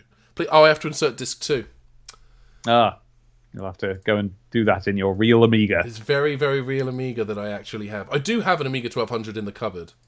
Yeah, same. I've no idea how to set it up or get it to work, but I've got one. I do, and I have frequently. I don't know where my little capture device is to plug the video into the TV. This is that famous scene in every Mr. Blobby thing where the food explodes. Yes, very important. Matt Speaks Words, friend of the parish, says, you may come to regret your decision to give half a stream to this game. Mandy Quesadilla says, why this naked baby? That's Mandy. That is my wonderful girlfriend. Oh, Mandy! Yes. Hey there. Glad to meet you. It's a great question. Unless I've met you already. It's the nakedness of Mr. Blobby and his ilk cannot be under or indeed overstated. It can just be stated. Mandy wants to go back to not knowing about the Blob Child. Well, you've come to the wrong place. Because you're going to be finding out lots about the Blob Child. I've never seen this game before. That's a big jump. That's a very big jump. That's a game-breaking jump. You've not got a poke installed at all. I do not. Did they poke on Amigas, or was that just Speckies? It's poke the like a Game Genie kind of deal. Sort of. They would just print codes in Spectrum magazines, and you would. I don't know how you applied a poke. I think you might have had to have a device, but so like a Game Genie. That is probably what a Game Genie did. It poked. No. But what I do remember is that it would come with a collection of pokes that you could just load up, and that program. This is so awkward. Yeah. Do you know how this looks quite awkward? Okay, so I want you to imagine you're using an Amiga. You have a one-button joystick. These are too many buttons. The fire button, that's jump. Yeah. I'm playing as Baby Blobby right now. The space bar is how you throw your weapon, and that is Sorry, wait a minute. If we're on a one-button joystick, what space bar are we talking about? The space bar on the keyboard. So you're playing with a joystick and reaching out and pressing jump on the keyboard? Yes. That's bananas. That is not how Amiga games worked. The way Amiga games worked was it was up to jump, because you had a joystick and you jumped with it. And then you had a button.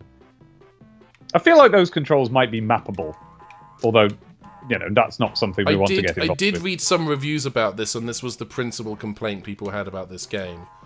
Was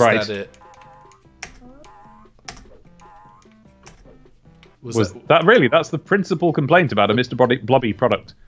There was one review, and I think it was an Amiga Power magazine, and the complaint, it starts off like, there was a point about halfway through the game where I genuinely stopped hating it. Whoa! So you've played this before? No, I've never played this. That was a quote that was the review. That was the review. I did, because this was your suggestion. You have inflicted this upon us. So here's why. I've never played this game before. I didn't know it existed until we were talking about what game to pick. But I thought it fit the criteria for the first one properly, because while unaware of the complete identity of Mr. Blobby, I do think Americans have heard of him generally. I think they've come to be aware that there was such a thing as a Mr. Blobby that we had in the UK. Also, it's a 16-bit game, and so it won't be quite as alienating to look at as some of the games that we're going to be covering later on. I will tell you this. I think you are wrong. I think that it's not that Americans are familiar with Mr. Blobby. Yeah. It's that they're not unfamiliar with the kind of embarrassing flavour of television that Mr. Blobby represents. I think if I were to do a Jimmy Kimmel style, interviewing people on the street and say, do you recognise this man? And then showing them a picture of Buford Blobby III, which I don't think is his full legal name, but by God, it should be. No, his name is Stephen Blobby. That's worse. That's a bad. I'm gonna say it. It's a bad name. It's all right. It's not true either. Oh, good. That was just actually, it was a John Allison reference. He's a cartoonist, I know. Oh. Anyway, I keep forgetting that space is fire, and it's the most frustrating thing. Mr. Blobby, I didn't think that if you showed a picture of Mr. Blobby to an American, they would go, that's Mr. Blobby.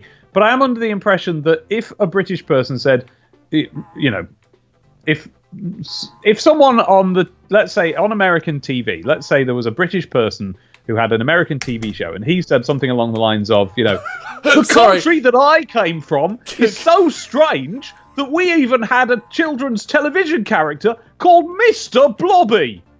What's that all about? So I feel as if this is kind of a hypothetical, kind of English Seinfeld. I do want to stress, by the way, right now, I'm playing as Baby Blobby in a pirate's hat with a gun. Cool. Is that a pirate's hat? That is a pirate's hat, yes.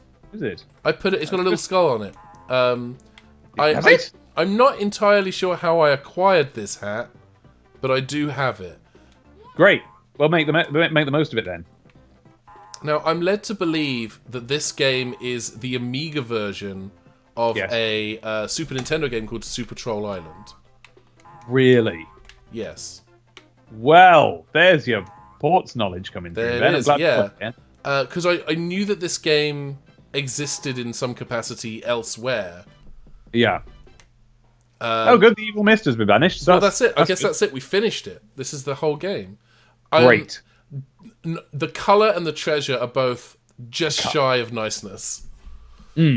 So I'm gathering that. Oh, I'm clipping is what I'm doing. I'm clipping. Sorry, everyone. Maybe I should turn my mic down. Am I clipping now? Oh, you know what that is? That's me. Oh. That's turn it back up again then. Your volume has turned up on the... Do some talking? Dum dum dum dum dum dum dum dum dum dum. That's I good. did some very loud talking. There we go. That's more like your mic volume was turned up on the on OBS for some reason. Well, I've turned it down now. Sorry about that, everybody. That's not your fault. It's probably me. I mean, it demonstrably is you. But anyway, so yes, the furthest I would go is to imagine that an American, when confronted with the information that we had something called Mr. Blobby, might go, yeah, and feel as if they might have heard of that at some point.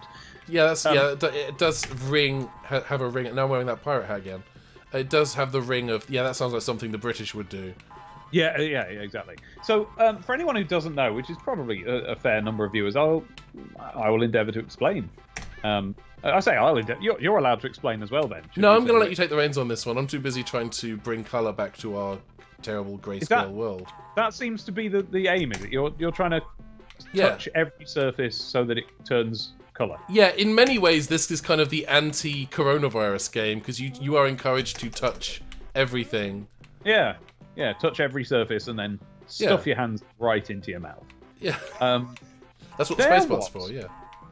In the 1060s, something like, there was a man called Noel Edmonds, and he was a young radio DJ who was a radio DJ on the popular radio station Radio 1. I think. And he was he was one of, not a number of, well, he was a number of, and the number was one. He was one of a number of DJs who kind of defined what radio was at the time via the BBC. He then went into light entertainment after that, did Saturday morning kids TV, very relevant here, and he then ended up on, sort of in the prime time slot on Saturday evenings.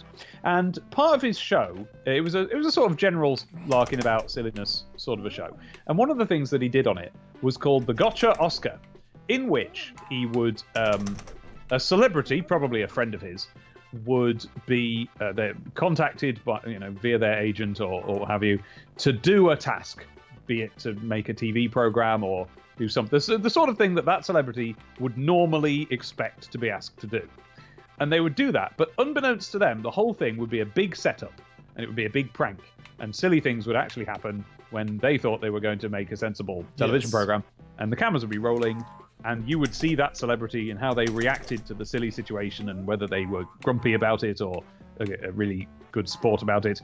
And then at the end, Noel Edmonds would turn out to have been, the foreman in charge of the disastrous shoot and things like that, or the cameraman who kept knocking his camera over or whatever. It would turn out to be Noel Edmonds in disguise. It's very Beatles about adjacent, I would say. Indeed. And that reference, I'm sure, clears it up for any American viewers. Oh, absolutely, yeah. Who among us doesn't know who Jeremy Beadle is? Please do not actually answer that question. I've met Jeremy Beadle. Not recently, surely. That's deeply problematic. It was very, very recently. Oh no! No, it was a long time ago. It was when there had been but one series of You've Been Framed. Good grief! That really is a long time ago. Yeah, he showed up at my school, and there was no explanation. There was nothing going on. He wasn't, opening anything, judging a competition, filming here, doing anything. There was no here at my primary school. There was no reason for Jeremy Beadle to show up. There wasn't an event. He was just in the dinner hall one day when, not even all of us were eating our dinner. It wasn't it wasn't even a scheduled time or anything. He just was in our school one day, and I couldn't. And I went to the headmaster and I was like, "Why is Jeremy Beadle here?" And the headmaster went, "Why shouldn't he be?" That was it. We never found out. That's a fair question. You know what? You can't argue with that. You literally cannot. Never. Oh no! Hello. Oh dear. You hit the button there. Oh dear, Ben. Oh dear. What have I done?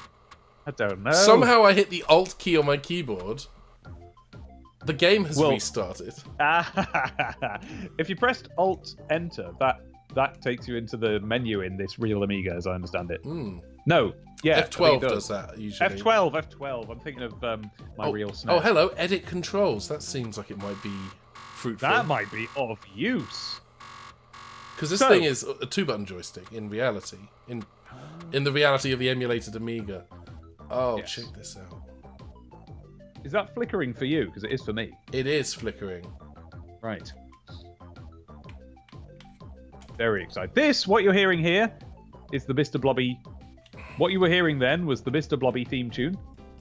The one that goes beow, beow, beow, beow, beow, beow, beow, beow. That's the theme tune to Mr. Blobby.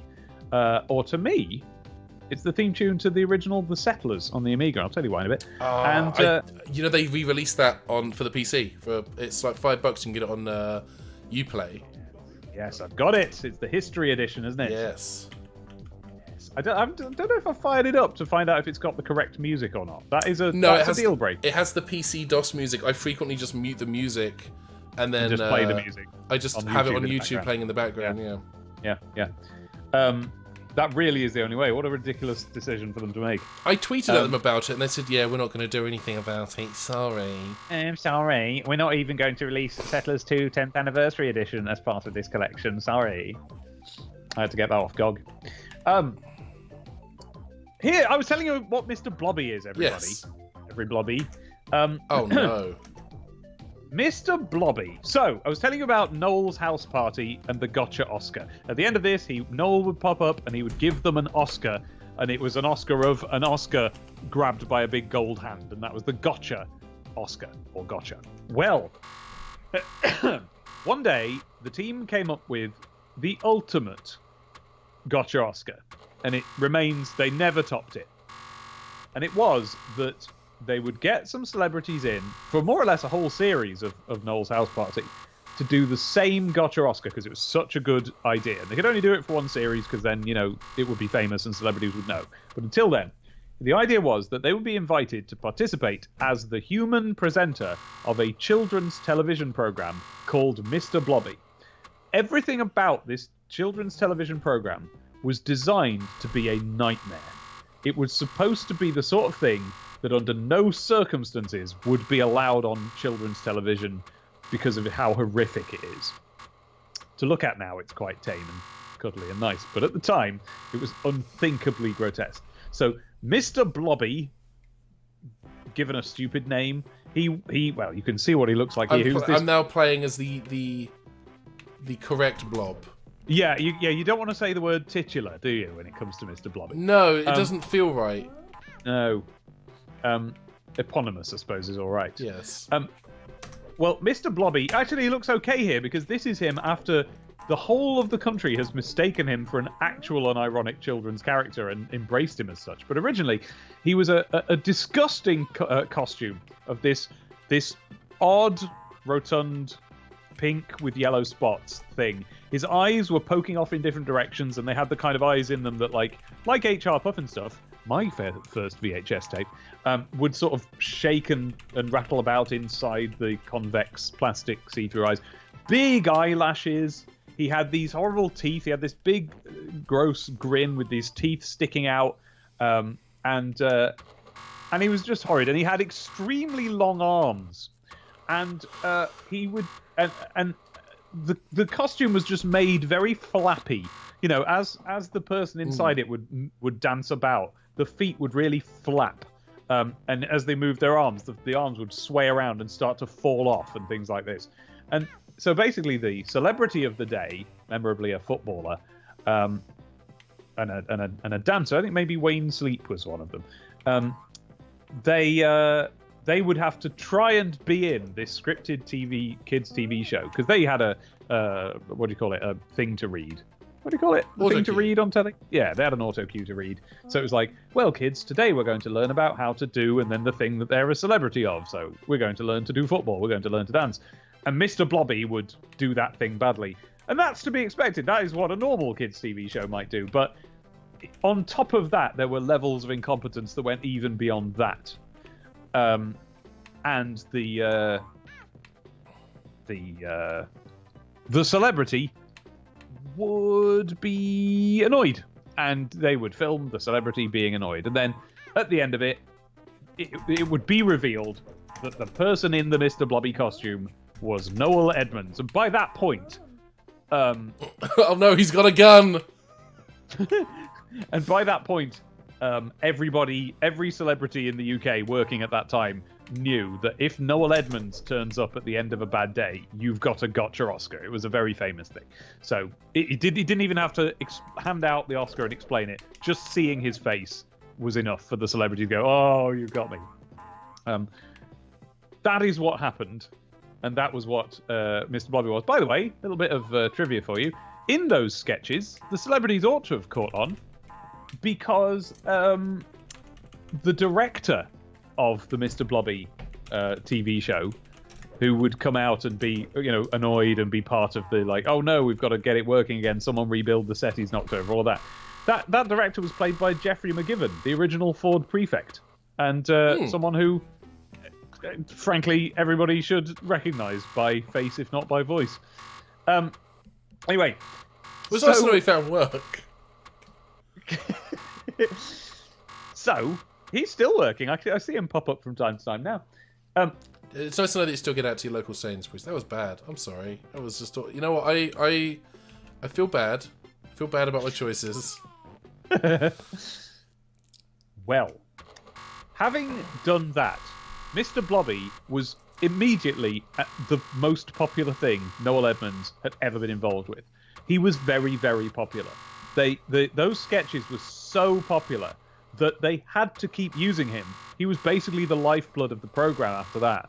But they couldn't, because all the celebrities now knew about Mr. Blobby because it was famous, so they couldn't do that sketch anymore. So they just made him a recurring character on Noel's house party, and he would annoy Noel, and he would, he would just be involved in the normal sketches. There had always been little sketches where someone recognizable from television would come in, and Noel would be like, "Oh, this is my butler," or "This is my window cleaner," or whatever, and they would have a little interaction, a real little sketch. Well, now Mr. Blobby did, fully half of these. And he would fall down the stairs. And the guy that was in the costume, I'm sure even in the original sketches, it was only Noel at the very last moment. The rest of the time, it was a clown or performer of some sort. Well, that performer did very well off this. He was very good. He was very good at falling down an entire flight of stairs and surviving it. Even that wasn't enough, because then the genuine merchandise started to come out. Like, you started to get...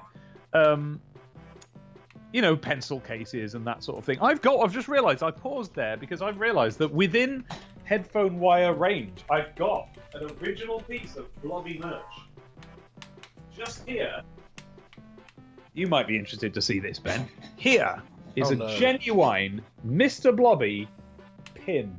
Oh, badge. Good God. There that he come is. with the game? That looks like... No, because I didn't have the game.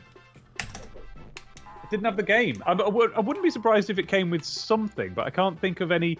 I can only think of two pieces of Mr. Blobby merchandise that we owned. One was a tape of stories about Mr. Blobby, which I'm gonna defend because it sounds stupid, but it was actually a quite well produced, audio comedy, which was it still retained that bit of kids TV parody. So that I remember this one bit where it's like, Mr. Blobby wakes up in the morning to hear the birds, and there was bird song, and then there was the sound of Mr. Blobby loading a rifle, shooting the bird. And then a brilliant noise of a bird dying, which went, and I quote, it was very funny. It sounds great. Yeah, if anyone can find me a copy of that tape, including on cassette, send it me and I'll digitize it. I have discovered that there is a button, by the way, to eat the various foodstuffs that you find. I was wondering why those weren't being hoovered up by your blobby There's a separate... soda. It's on the keyboard. Oh, God.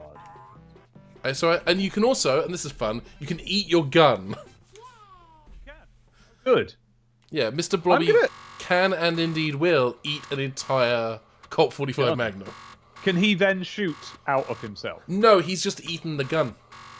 And I think that might be the most Mr. Blobby thing in this game. So what I have now looked up the manual to this game on Lemon Amiga, and there's actually some interesting information here. The joystick mimics the actions of the cursor keys from the keyboard, and the fire button takes the place of the spacebar. The remaining functions stay on the same keyboard keys. Oh, this is PC. And then it says, cursor keys. Move blobbly up, down, left, and right. Blobbly, not blobby. Spacebar. Throw a custard pie. Fire a water pistol. Throw any item being carried. Have you found the throw button? I have found the throw button. It's the space key. Yeah. Tab key makes blobbly jump. Enter return key. Pockets or eats an item if they are holding one. Explodes party blower. Watch out for that.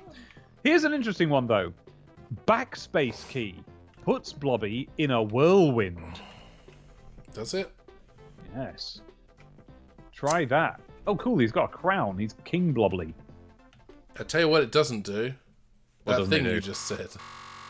Although I have just pressed a key and now it's loading, so I'm wondering... Yes, I think the key you've pressed is the next one I was about to read to you, which is the escape key transports the current Blobby to Shay Blobby. Where you can change to a different Blobby. So I'm now about to continue the level I was just on, playing as Mrs. Blobby. Yeah. And why wouldn't you?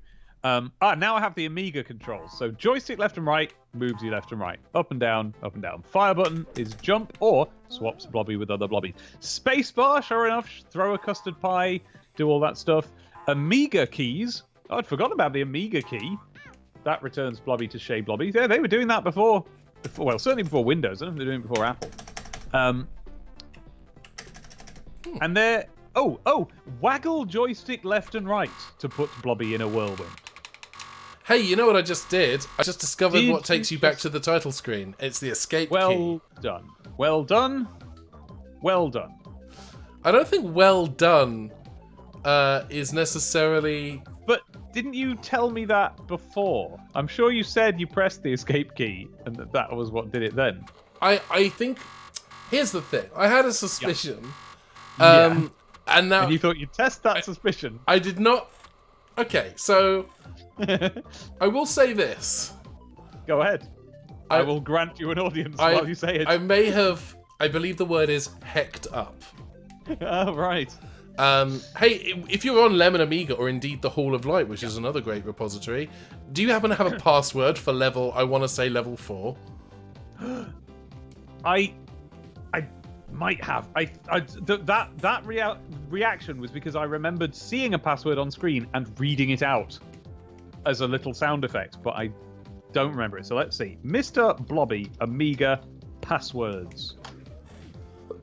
Okay, here we go. Cheat codes and cheats. What level do you want? 4. D-A-K-D. D-A... I know our letters work. K-D. Dact. Yes. There we go. Progress. Hey. But now, even if you had to play it from the beginning again, you now know that by waggling the joystick left and right, you can put Blobby in a whirlwind, which might give you the advantage. What was the deal with joystick waggling in the 90s? There was a lot of waggle. Well, what else are you going to do with them? Look at them. They're big sticks. You waggle them. That's a... Yeah, but you lose that with an Xbox controller, because it doesn't... These don't waggle you in do. a set Yeah, you're not supposed to be using an Xbox controller. We're supposed to be using an old-fashioned joystick. Well, why did these developers not factor in the eventual design and release of a digital analog control system from 19 years hence? I'll go... There we go. There he goes. Oh, I like it. Oh, it's useful. But it doesn't colour in... It does! You can colour in things. We'd just always be a whirlwind then. Yeah, what's stopping you? Don't know. There doesn't seem to be a gauge going down. It does stop after a while and I have to waggle again. Okay. I'll say that the developers of the current joypads, or whatever they're called now, controller or whatever... I think that the accepted terminology is gamepad, which I'm not going to lie, I don't like it. No, they should have factored in that they're not as good as the classic Amiga-style joystick, and they should just be still using them. I can't argue with you on that one. In part because I don't want to. All you got to do is put more buttons down it, so that you so we need a bigger joystick like that, with all buttons that you manipulate with your fingers all the way down the shaft. See what you're... Okay, I'm not going to touch that. What you're describing there... You are, and you're going to hold your fingers in certain positions and use the buttons. What you are describing there, essentially, is a recorder with with buttons on it. Yep. Yep. Otherwise known as a flute. Otherwise known as a flute. Flute's another word for it, certainly, but is it the fun word? No, it's not. Joystick is the better of the words, I think.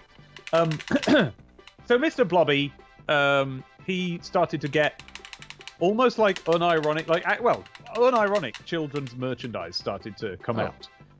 And the real, you could say nail in the coffin, you could say cherry on the cake, was when the Mr. Blobby Christmas single came out. Yeah, and everyone remembers that single. Yeah. Did you partake? I don't think we owned it, but I do remember it playing at every school disco for somewhere in the vicinity of 50,000 years. I wish I would have. I never went to such a disco. I bought the Mr. Blobby single on tape, and so impressed was I that I then bought it again on CD. I have 2 copies. Was this still at a point where you didn't own a CD player? No, I did own a CD player by that time, and I foolishly thought that cassette would be enough. But it wasn't. It just wasn't. I needed to have it... Firstly, I needed to have it in pure CD quality sound. Because here's my story. I went and I got that single. So the Mr. Blobby single, viewers, you've already heard a bit of it, because it was in the title screen to this game, which suggests to me that it must have been made in conjunction with that. Oh, look at that. Oh god, this is adding a touch of class to the game. I'm going to describe this as grim. Grim is the word I would use. Looks like a bit of Hotel Fred style, old-fashioned cartoon imagery. I like it. So the Mr. Blobby single, it was the Mr. Blobby theme tune, which you heard on the title screen. It goes like that. Yeah. But roughly to the tune of "Let's Go Fly a Kite," and they did a remix of it. And again, as with Jungle Book Groove, they didn't do a remix of it in the easy way, which is to just go like oomph, oomph, oomph under it. Instead, they got, session musicians together and they just expanded that. They used that as the basis. They got, like a brass section in. They basically fluffed up the tune. But then between that, they would have these choruses where the rhythm would pick up a bit, or the tempo would pick up a bit, and it would be Blobby, oh Mr. Blobby, you're the one who puts the do in do or die. Oh, the Blobby, words. Blobby, your deeds are guaranteed to stupefy, and stuff like that. And you heard a bit of that on the title screen as well. I need you to look up the producers on this single, because that has the faint whiff of Simon Cowell about it, and I'm not kidding. Okay. Let's see. The 1993 novelty hit Brainchild of Simon Cowell. Oh, wait. Yep. I was just making sure I had my context right, and that's as far as I can get without signing up to purchase the Telegraph. Well, isn't that just delightful? Yeah. So this song comes out. It was a big joke. There was a music video for it that was parodying other music videos of the time, often with the actual people from those music videos. It was all very silly, and it was just silly. It was just a bit of good fun. But when I bought the tape, what I did was, excuse me, not coronavirus. I've just always got a cough because it's the reason why I have to quarantine myself. I'm on a tablet that's an immunosuppressant, so I was having a bit of a cough. Anyway, it was Christmas of 1993, the year that The Settlers came out. And I had the demo on a magazine, on an Amiga magazine, and I bought the tape of Mr. Blobby on what must have been the same day, because I put the tape in. We had a tape deck set up in the same room as the Amiga, and I pressed play as I played The Settlers, which in its demo form didn't have any music. It didn't. I remember this. This demo came on like Amiga format or something, right? Yeah, I think so. Yeah, but it had all of the lovely, bird song sound effects. Well, it might not have had all of them. I feel like they may have been. I feel like a vague memory that they expanded the sound effects for the game, but I'm not sure. Anyway, so I was listening to Mr. Blobby on loop. Whenever it finished, I would go over, turn the tape over, play it again. It didn't have an automatic loop. I did it deliberately. You made this is a choice that you made. Yep. And that was the Mr. Blobby single, followed by track 2 on the tape, the original Mr. Blobby theme tune, as seen in those original sketches. And I was already a theme tunes junkie. Anytime I could get my hands on the full version of a theme tune of something I recognize, I always would. I used to listen to theme tunes records of stuff I'd never seen or heard of, such as Noel Edmonds' Swap Shop, just because it was something I was interested in. Because, wow, I don't know, big dweeb, I guess. And so that just became so important to me that I had to get the CD, not least because it had the instrumental version of the main single. And I got it into my head that I described earlier that there's 2 sections to it. There are the parts that are just literally the Blobby theme tune, and then parts that are, but sort of spruced up a bit, and then parts that are the upbeat bit. Well, they alternate. And I thought, with a bit of creative pausing, I can make a remix of the Mr. Blobby theme tune by just using the Mr. Blobby theme tune bits of the single, and I did, and it was good. So that's my relationship to the Mr. Blobby single, and that's why I purchased it twice. And in fact, I remember I actually got a lift into town from a friend's mum to buy it the second time, and she was quite dismayed that was something she was involved in any way. Yeah, that's a difficult thing to deal with. Yeah. Because I was going into town to just hang out with the friend. That was something you did. You went to Woolworths, you got a small can of something from the small cans area in Woolworths. Sometimes that drink would be Coke, but on this occasion it was Mr. Blobby drink. I was on a real Blobby kick that day. Yeah, you were all about the blob. All about the blob. Well, because it fed into many of my interests. Like, on the one hand, it was a parody of kids' TV, which I found subversive. And on the other hand, it was just actual kids' TV, which was normal. But I'll tell you what, I did fall out of love with Mr. Blobby later. And I know exactly when it was. He, at the end of his career, he had become a full-on, unironic children's television character.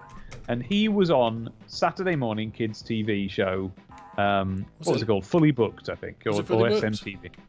It could have been SMTV, actually. Would it not have been Live and Kicking, because he was a BBC property, wasn't he? Yeah, there's me listing ITV things, unless Fully Booked was BBC. But yeah, of course it was Live and Kicking. What am I talking about? It was Live and Kicking, thank you. And he was a recurring character on Live and Kicking. Oh, did you see that moment of corruption? I was just thinking it, because that's happened a couple of times now when I've finished a level, and I think that's the game's way of telling me, subtly, that it is in fact garbage. Yeah. It's subliminal trash, which also, great name for a band. When Mr. Blobby was on, and I'll stop in a minute, I've nearly finished, I promise. Oh, hang on. I've seen that face on a tree in another game. I wonder if they had creators in common. It's entirely possible. This does look familiar. I can't think what game. It's not Wiz and Liz, Probably. is it? Yeah, I was going to say probably Wiz and Liz. I bet this had some Wiz and Liz people involved. See if you find a Pugsy reference, because they always put them in. So, Mr. Blobby ends up on actual kids' TV. He's on there every morning. He's just every Saturday morning, and he's just being Mr. Blobby on kids' TV. But that's the point at which I fell out of love with him, because they changed his voice. Originally, the Blobby voice used to go Blobby, Blobby, It was that Blobby. They kind of added almost like a Dalek vocoder to it to kind of layer in more annoying, deep, resonant Blobby. That's right. It was made out of what I assume is the actual voice of the man going Blobby, Blobby, Blobby, and on top of that, a created live, so some sort of, what do they call it? Is it a ring modulator or something? Yeah, like a Moogle Roofer, but it probably would have been the same kind of thing that they used for the Daleks and the Cybermen and what have you. You're a Moogle Roofer. I've been called worse, but yeah, why not? That was used so that you were hearing at the same time a normal Blobby, Blobby, Blobby, and a Blobby, Blobby at the same time. So his voice was this quite unsettling, like Blobby, Blobby, weird voice. And again, it was supposed to be unsettling. But then, when they wanted to...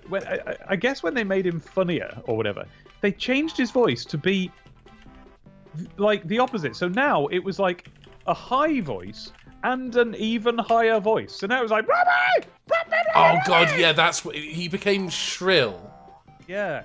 It was horrible. It wasn't funny anymore. It was just unpleasant. If it makes you feel any better, I did get 100% of the treasure on that last level, so...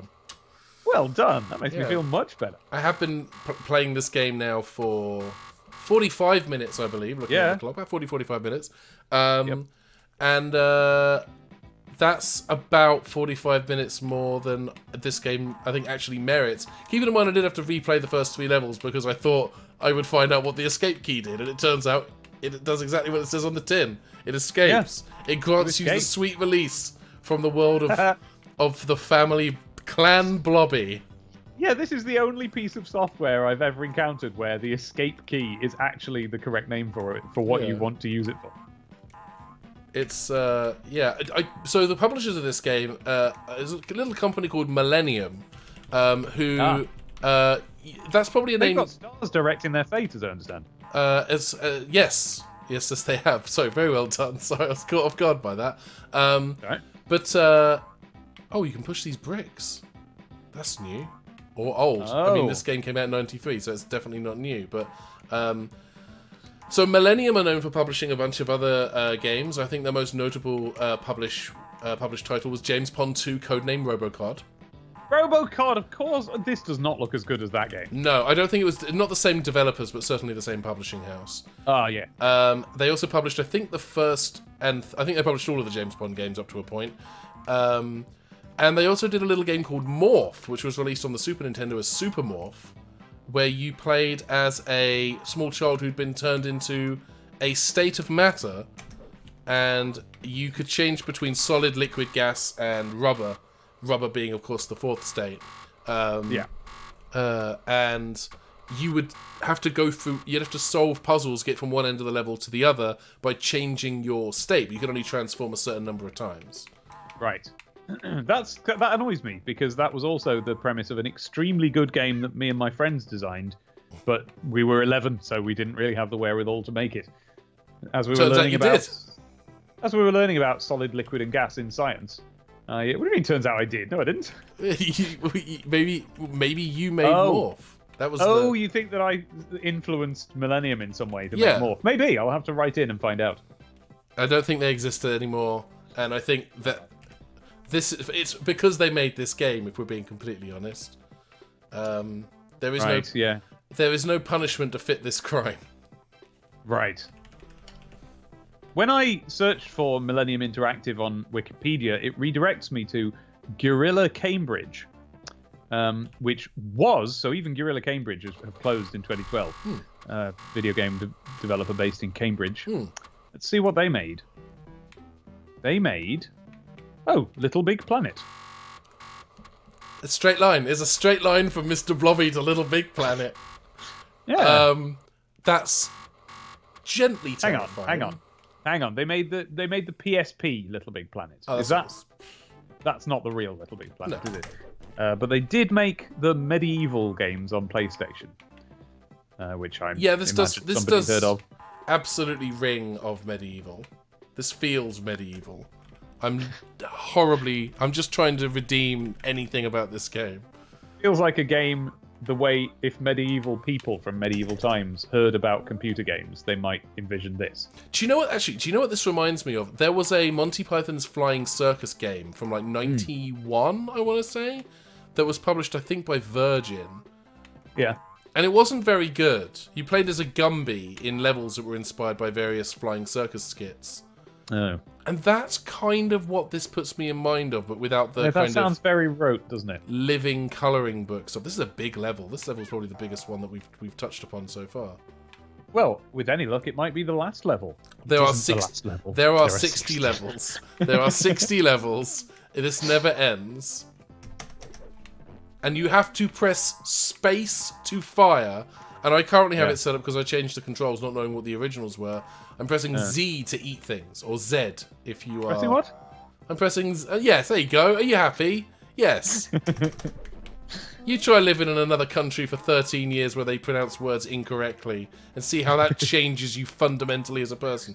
You stop caring after a while, David. I can imagine there are certain circumstances. So, like, I think if I was living, and again, much though I paint myself as an Americanisms grump, if I was living in America, I would of course start saying Z. It's happened sometimes. I've accidentally said 911 when I meant 999, things like that. Yeah. Even now, living in the American state that is the internet. But I believe I would never say, under any circumstances other than this one describing things I would never say, I don't think I would ever end up saying ZX Spectrum. No, there's no set of circumstances where that's an acceptable thing to say. No, that would never happen. And I just don't think it would happen because that's filed away in a different bit of the brain, isn't it? That's the names bit of the old noggin. I still say ZX Spectrum. That's not going anywhere. I also absolutely... there are a lot of things I've kind of given way on, but I do still call a trolley a trolley. Instead of a cart. I'm not fond of saying shopping cart. It's too many syllables. Too many compared to shopping trolley? No, you just say trolley. Oh, I see. Yeah. Yeah. Whereas in America, they're very fond of describing it as a shopping cart. That's one of the things about American English is that they do go to lengths, don't they? They'll say the full extent of something. Like how when they say the name of where they live, they also say the state. Yeah. Well, I think in fairness, part of that is because there are many states in which there are similarly named towns. Yeah, it's kind of how in England there are in fact 2 Lutons, but you don't mention. There? Yeah, there's a little village called Luton. It's up north, but that's not the one that's on the map. Right. So it doesn't count. It'll be on a map, presumably. Whereas there's God knows how many Springfields in the US. Yes. There's a California in England, actually. Is there really? There is. Yeah, it's not far from. Not too far from Great Yarmouth. Oh, I know there is a... what do I mean? What is the name of the place in Australia that I think is in Australia, but could be in New Zealand? What's the name of that place?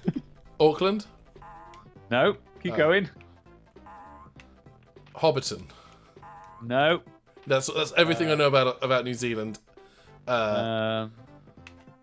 Everything I know 3 things about New Zealand. Number 1, it's where they film Lord of the Rings. Number 2, it is the setting of the game, the New Zealand story. Yeah. And number 3, those are the only 2 things I know about New Zealand. Yeah. A number of people involved in the Lord of the Rings films are from there. Is another thing that I could tell you.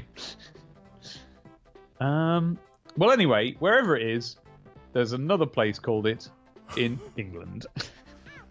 It's just New Zealand. There's a village called New Zealand. Yeah, it's not that. Oh, Mr. Blobby exploded. Oh, did he? Yeah, I blew him up. He flew too close to the crab. Sure. As we've all done it. Yeah, like the myth. Yeah. That great Turkish myth. I'm gonna watch the stream, which I'm in a delay on, because I want to see Mr. Blobby explode. I want to see him explode. Oh, and then going to the... Oh, there's a crab in the bit I'm watching now. There you go. You explode. Oh, wow, with fire. Underwater. I would have thought a Mr. Blobby explosion would be more like pudding. You would think that, but instead it was flames. And I think that was... Part of me feels like that was wish fulfillment on the part of the developer. It's like, you know what? If we're going to kill him, let's do it properly. Yeah. I don't mean Washington. Good guess, Matt. By going to the stream, I've reminded myself that there is a chat and that I should be looking, because they're doing their best. They're chatting away. You know, they're all having a lovely time there, and I shouldn't be ignoring them. Let's see. Alex TD says, just look on YouTube for Mr. Blobby Christmas number 1, 1993. Yeah, that's the thing. I helped with my 2 purchases to get that to number 1. Good job. You are the... it's you specifically buying it twice. I would be... You don't know how happy I would be if I found out that it got to number 1 by 1 purchase. That would be one of the great events of my life to learn that. That's simultaneously very endearing and quite worrying. Becky Jewell says, I can definitely see the Robocod in this. One Chop says, Operation Starfish was my James Bond nostalgia. Oh dear, was it One Chop? Oh, sorry to hear it. That's the bad one. That's the bad one. That's the one where they said, hey, you know that Sonic the Hedgehog? Let's do that, but not without the charm. That's the one that wasn't James Bond 2 Robocod. Which is the objectively best one. Yeah. The music, so I had the CD32 version, and they had remastered every piece of music from that game. Have they really? Yes, so I did just put that in a CD player. You don't play track 1, don't play track 1 of a CD32 game. Your CD player will scream at you. Yeah. Yeah, the James Bond 2 Codename Robocod is one of my favourite games of all time. The AGA Amiga version, there's that cheat at the beginning, Cake Hammer Earth Apple Tap, and on the AGA version they reversed it, so it was Tap Apple Earth Hammer Cake. Wow, that's something you have learned to say. Yes. You have to know these things. Understand why. Yeah. They also messed up the because the AGA version looks very pretty, but they accidentally put the background transparency, the kind of subtly changes the color of the background. They put it in the foreground layer, so it also changes the terrain and the Earthworm Jim. He's not in that game. Ben, what are you doing? Yeah, it changes Earthworm Jim. It changes James Bond entirely into Earthworm Jim. I think I've collected everything I'm going to collect on this level. Let's see what else. By the way, is this odd gradient AGA, or are we on a 500 plus here? We are on the 500 version. They never actually sold the AGA version of Mr. Blobby in stores. What you would have to do is buy the ECS OCS version and then mail it to the developer with £10, and they would mail you back the AGA version. Ben, are you telling me the truth? This is the truth. What? And as far as I can tell, the AGA version is nowhere to be found on the internet. I've not been able to find it. Have you tried sending the ROM in with £10? I might do that. I might slap it on a USB drive and send it to the Cambridge studios and see what happens. Oh yeah, because they've closed, haven't they? Yeah. I mean, what I can do is I can look up on like Moby Games and see who worked on this game, who's still in the industry.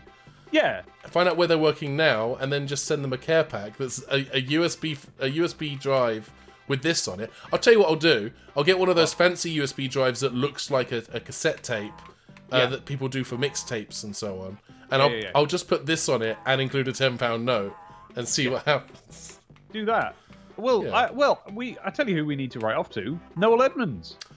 I don't think Noel Edmonds knows this game exists. I don't think he knows. I don't think he knows what games are, to be honest. I bet he's got his Amiga set up still. I think we should write to him because I know where he lives. That's vaguely threatening. Yeah, no, he lives in Crinkly Bottom. Oh yeah, that's less threatening. That's just fact. That's just a fact. Speaking of which, everyone, at the height of Noel's House Party's fame, which came really I'm sorry, I have to interrupt you because a spike came out of nowhere and killed a baby. I was just standing there and this spike came up and popped a baby Blobby. I'm watching the stream now. to see that happen because I'm going to see a baby pop. A big baby pop. Callback. It's like an hour ago. Jesus. Oh my word. Oh gosh, yeah. It came out so slowly as well. Yeah. Like it was really taking the mick. Yeah. Oh dear. We're responsible for the death of Baby Blobby, because as we know, the actions in the video games. This is actually an interesting question. Could the actions taken with a character of a licensed game that was developed in 1993, could they inform the canon of that character, rippling back through time? Are we the reason that Mr. Blobby's voice changed? Are we the reason why his progeny, his child, never grew up? There's no Baby Blobby. We don't. You don't go to your local building society and there's a fully grown blobsman sitting behind the counter taking deposits. Well, I do. Well, you do. And there is. Okay, cool. Well, okay, I think Mrs. Blobby is now also dead. I think that's the entire... Is that how it works? Are they 3 lives? Yes, the three family members represent the lives. And I think... The Trinity. So in Super Troll Island... There are 3 trolls, and each of the trolls has a separate ability. And on this game, there isn't, and they don't. Right. It's just it's just aesthetic. So you can if you think to yourself, I want to watch a child die, you can load up the Mr. Blobby game and choose to be Baby Blobby, and then put yourself in situations where a spike might slowly race from the ground and destroy you. Yeah. Do you need a level select sheet? I think the game's going to put me back on the level I was just on. Okay, cool. At the height of the fame of both Noel's House Party and Mr. Blobby, something quite unprecedented happened. So, Noel's House Party was, again, it was just a piece of Saturday evening entertainment.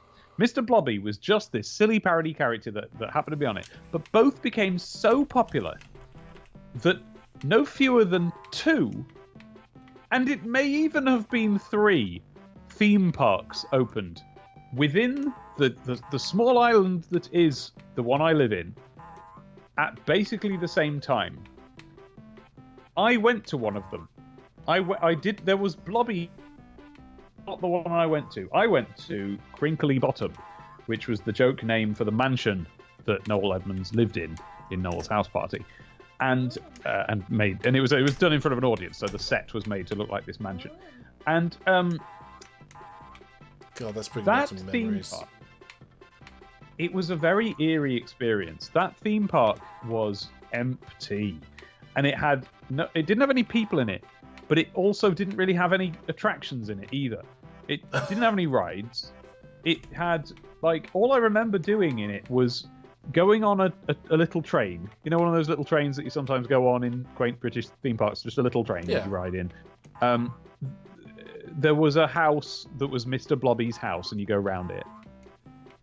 That's it. I don't remember anything else. That should have been a short-lived amusement at, like, Alton Towers or something. That does not need to be its own thing. That's right. Oh, I tell you. There was one ride actually that was really good, and that was the Teleaddicts ride. Teleaddicts being another Noel Edmonds TV program. Yeah, he was everywhere for a while, wasn't he? Yeah. The thing is, he was very good at the job.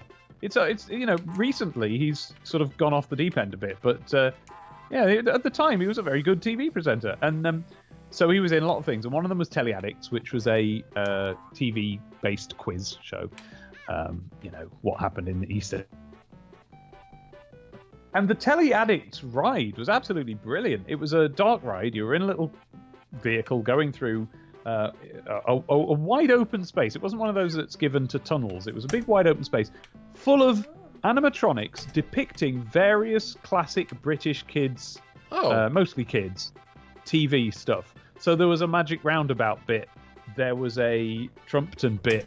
There's some Wombles, probably. That sort of thing. It was really good. I kind of like that. Good. Yeah. It never happened now. And Mr. Blobby's exploded. Oh, dear. You know what that happens, Natural lifespan of a Blobby and all that. It's very short. That's what they didn't tell you. That's probably why. That's why his voice changed. He was probably replaced by the baby Blobby that grew up and became the new Blobby. It's kind of a Donkey Kong Country situation where Cranky Kong is supposed to be the original Donkey Kong, and Donkey Kong is supposed to be his grandson. But that does raise the very obvious question of, well, what happened to Donkey Kong Jr.? Where is he? Yeah. And the answer is we don't know.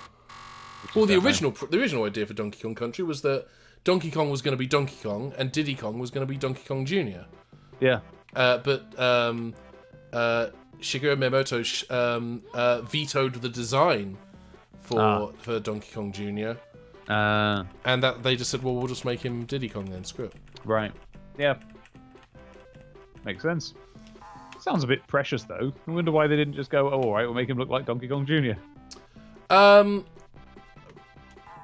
don't know. I don't know. I'm not invested enough to... We got more of that garbage, by the way. Oh, good. Yes. So the Evil Mist has been banished. What level are we on now? That was level 8. Oh, well. We're nearly... doing all right. We're nearly 18% of the way through the game at this point. Oh, well done. Out of 60, it's really not. Not really very good, but yeah.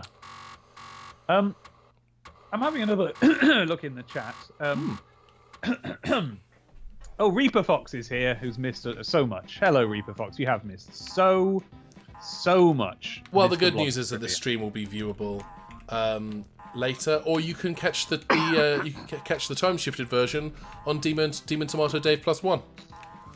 Yeah, which is actually called Bulma Boops Buttons, my YouTube channel for games videos that I dump. Oh no, this is on YouTube, so this will just be on my YouTube channel. Yeah.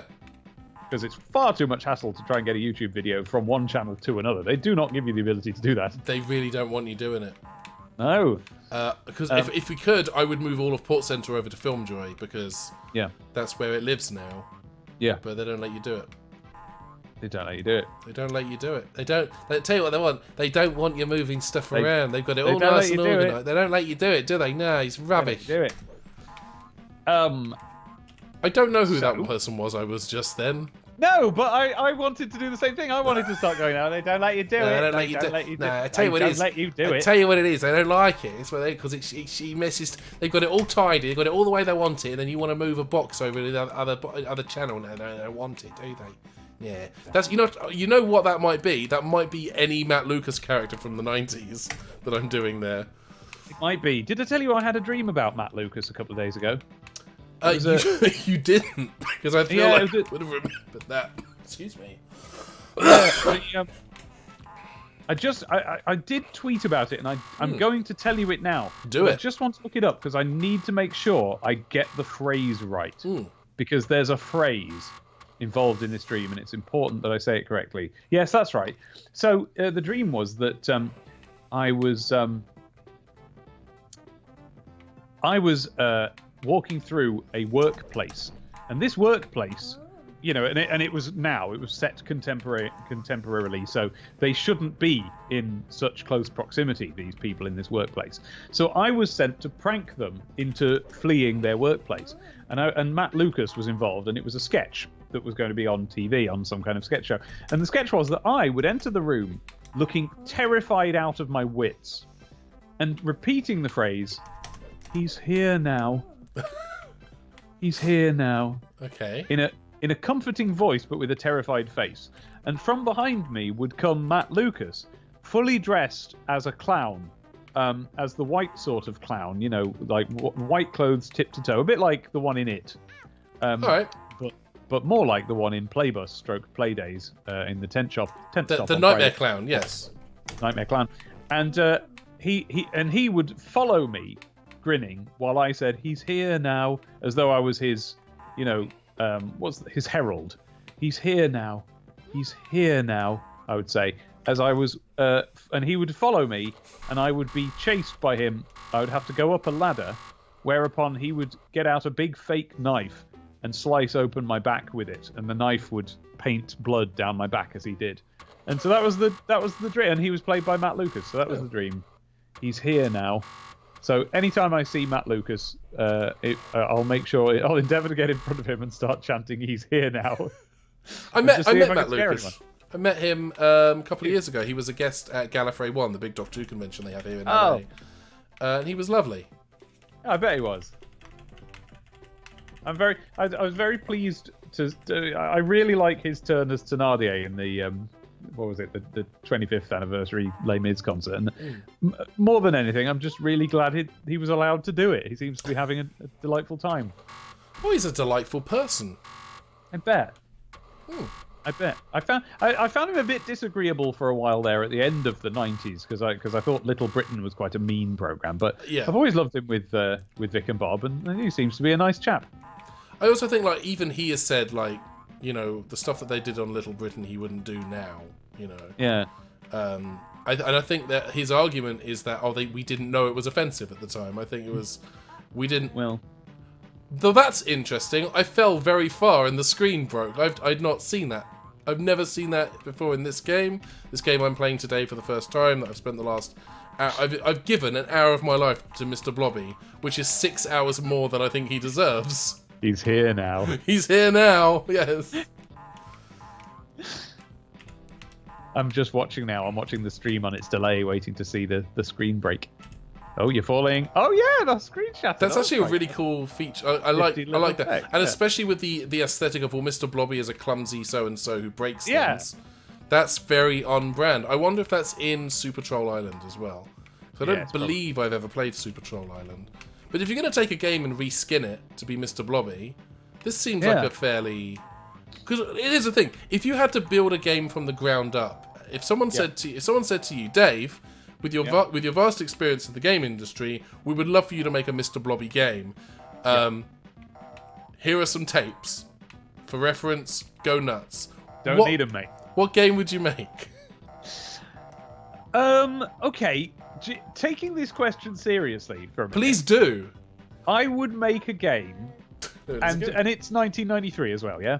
It's 1993, so we're talking Super Nintendo, Sega Genesis. Yeah, we're talking Amiga, is what we're talking. We're talking Amiga. I would make a game in which there would have to be an element of parody. So it would be a game in which another game is happening, and you are Mr. Blobby, and you have to ruin it. Oh, I genuinely love that. That's actually brilliant. Yeah, so there'd be a level that was basically FIFA, you know, whatever sensible soccer, whatever was on the Amiga at the time, football-wise, and you'd be Mr. Blobby knocking into the players, like, just, you know, because of course there was the football episode of that, so we'd start with that. It'd be level 1. You'd be, you know, in goal, knocking the goal over, kicking everybody by mistake, stuff like that. There'd be a parody of Street Fighter where they're trying to have a fight and you're just bumbling around, knocking into them. Everything's going wrong. There'd be, if that's what I mean, it'd be parodies of other games. And because this is on Amiga, I think the games there'd be parodies of would probably be Amiga games, and therefore eminently more likely to be able to actually get the license to those things. Yeah. So probably there'd be a Zool level, and you'd probably get Zool to be in it. Yeah.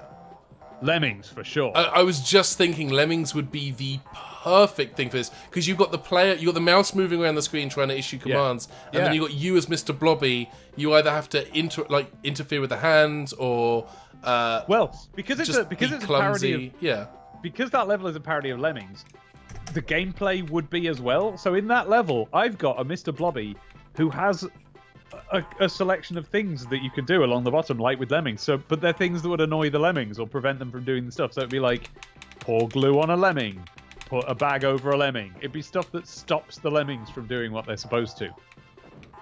Perfect. This is I want this game now, if I'm being completely honest.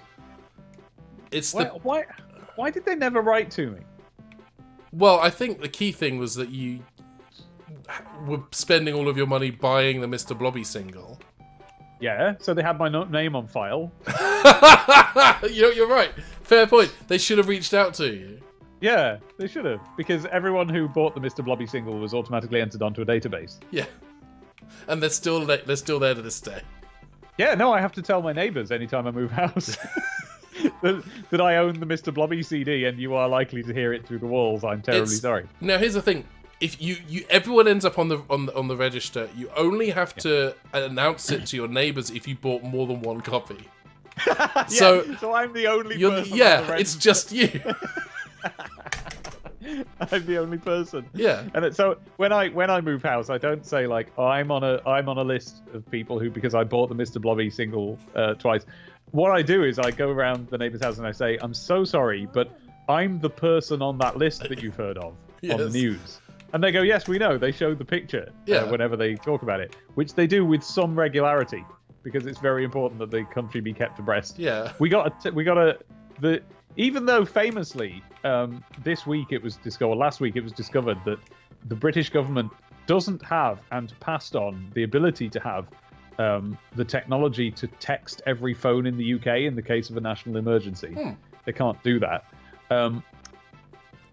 However, it's not that they passed on it, it's that they spent it all on the budget of telling people that there's someone who's bought the Mr. Blobby single twice. A message which is sent out to all British citizens a few times a year with a photograph of my face. Yeah, it went up to date. Is that photo more up to date than the photo I've used of you in the promotional artwork I did for this? I mean, it would have to be, wouldn't it? Yeah, one would hope. Maybe they'll just start using this from now on. They'll just yeah, they'll just point people. Send this VOD to every phone in the UK. Yeah. It's the most watched live stream in the United Kingdom because they have to. But then one day I hack the text and it sends the Mr. Blobby single to every phone in the UK. Oh, that's and they can't do anything because there is no law to fit that crime. Yeah. No, nobody ever anticipated that anyone would do that, so there's no law. So I send it twice, so now everyone is on the list. Yeah. They're making a list. You're sending it twice. And there's more to that, but I can't think of what it is right now. Wasn't it something like, you're all going to listen to Blobby be nice? He's here now, yeah. Yeah. Here's the thing. I think I'm reaching the point where I actually don't... The biggest obstacle for this game for me is the controls. I think this is, broadly speaking, a fairly harmless game, and I think that Mr. Blobby license aside, I think if I were playing Super Troll Island, I would probably be enjoying it a great deal more. So have you then reached a point where you don't hate this game? I've reached a point where the thing I hate most about this game is probably the controls. Yeah. Which are remappable because you are on an emulator. Yeah. Well, they're remappable because the game lets you remap them. I could map the keyboard functions to this controller, but what I'm going to do instead is nothing, because I think I need an authentic Mr. Blobby experience. Yeah, we all need an authentic Mr. Blobby experience. You're going to have an even more authentic Blobby experience now, Ben, because I've got a surprise for you. Oh no! I'm going for a Wii, and you're on your own for a couple of minutes. Oh, I thought Noel Edmonds was gonna. Bye. Disappointing. So, you know, that's Can't fair. hear you anymore. I'll take my headphones off. Bye.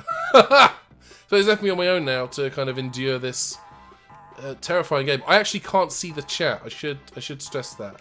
So I'm not able. If you guys are talking, and I hope you are, by all accounts, David's channel is filled with wonderful, delightful human beings. I'm having a really... Oh, I can actually... Okay. Because I was trying to get these earlier, and I was having a... See, that one there I can't get. Oh, I can. I just can't get it straight off the ladder. Okay. Oh, and there's some over here I've missed as well. There we go. That helps. I'm going to eat this candy cane. It's infuriating that so many of the controls appear to be...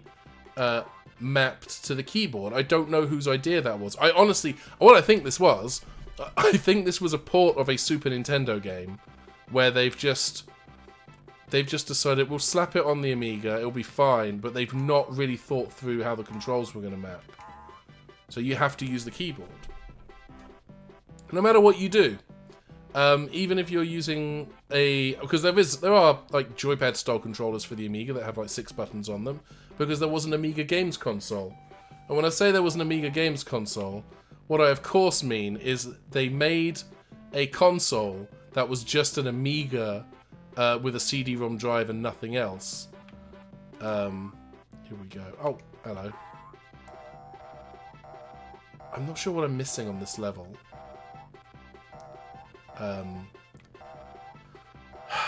This game is... I hesitate to use the word filth. It's not... here's the thing. It's a mediocre game, and I actually think that they've done a really good job of capturing Sir Reginald Buford Blobby's face. in his likeness in the sprite. But that's it. There's something I must have missed. I must have missed something. The voices are definitely still the trolls. They did not put any blobby voices on this. This is deeply frustrating. Oh, hello. So there must be a way for me to get down there, right? There's got to be. Because I can't use the spring, because the spring wasn't doing it. Well, maybe I do have to use the spring. This is so frustrating, gentle viewer. This is deeply annoying.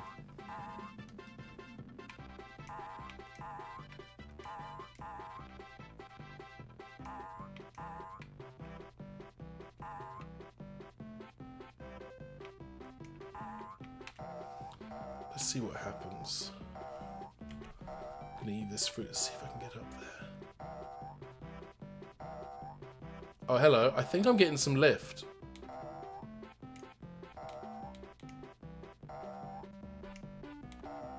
I don't think I'm getting any lift. I think I'm stuck. I think I can't do that section of the game. But you have to be able to... Hello.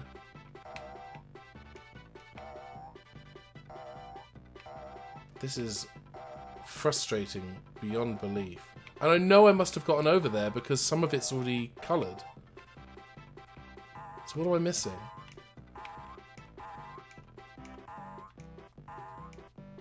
How on earth did I get there then?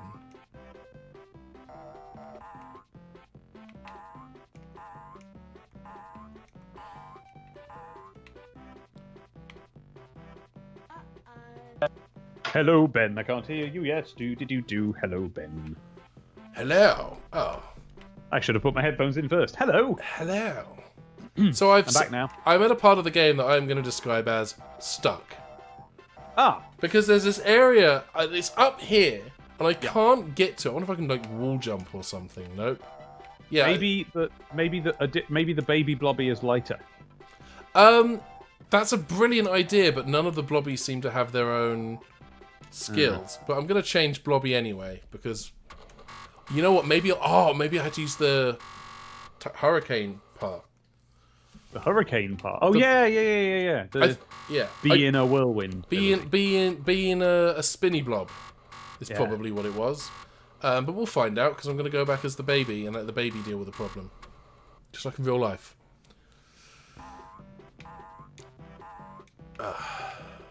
I think we are nearing the end of this particular streaming experience. Yes. Being as it is here in Los Angeles, it is 11:30. Which means it must be nearing 7:30 there, surely. It's on the dot, 7:30. There we go. All right. Yes, I mean, I don't think anyone watching was expecting you to be able to continue on for much longer than this playing that. Just as a very basic kind of sanity thing. Just a basic sanity thing, yeah. Matt Speaks Words says, "Oh my God, it's like Dark Souls. The new blobby is the pinwheel of this universe." That's a nice sort of thing to say. Floss Man. And now I'm terrified. Yeah, never look up Mr. Blobby. Don't do it. Although, I'll tell you something about Noel's house party, is that Chris Barry appeared. He made several cameo appearances in characters Gordon Brittus. Yeah, I bet he did. Yeah. I know that because someone posted all the clips to YouTube recently. And they wound up on the front page of Ganymede and Titan last month or the month before.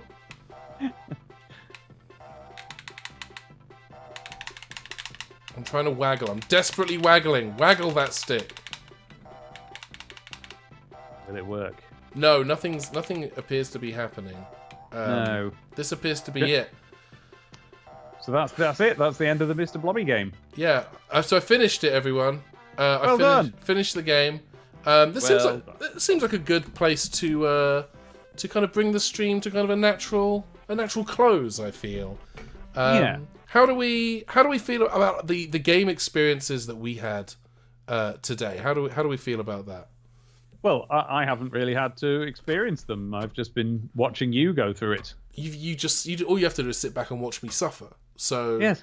Really the only thing that's changed about our Sundays is we're broadcasting them to other people. Yes. I don't feel like I got anything out of Mr. Blob. Darkwing Duck I'll play till the end of time. I love that game. Really? Darkwing Duck you can play now because they released that Disney Disney collection for Xbox One, PS4, and PC that has Darkwing Duck, DuckTales, DuckTales 2, Chip and Dale, and Tailspin. All of those NES games. Are they all good? DuckTales 1 and 2 are. Darkwing Duck is very, very good, as evidenced. I don't have any memory of Chip and Dale or Tailspin because I don't think I've actually touched them because I never played them before. Well, you're about to get an opportunity to. Yes. It can happen.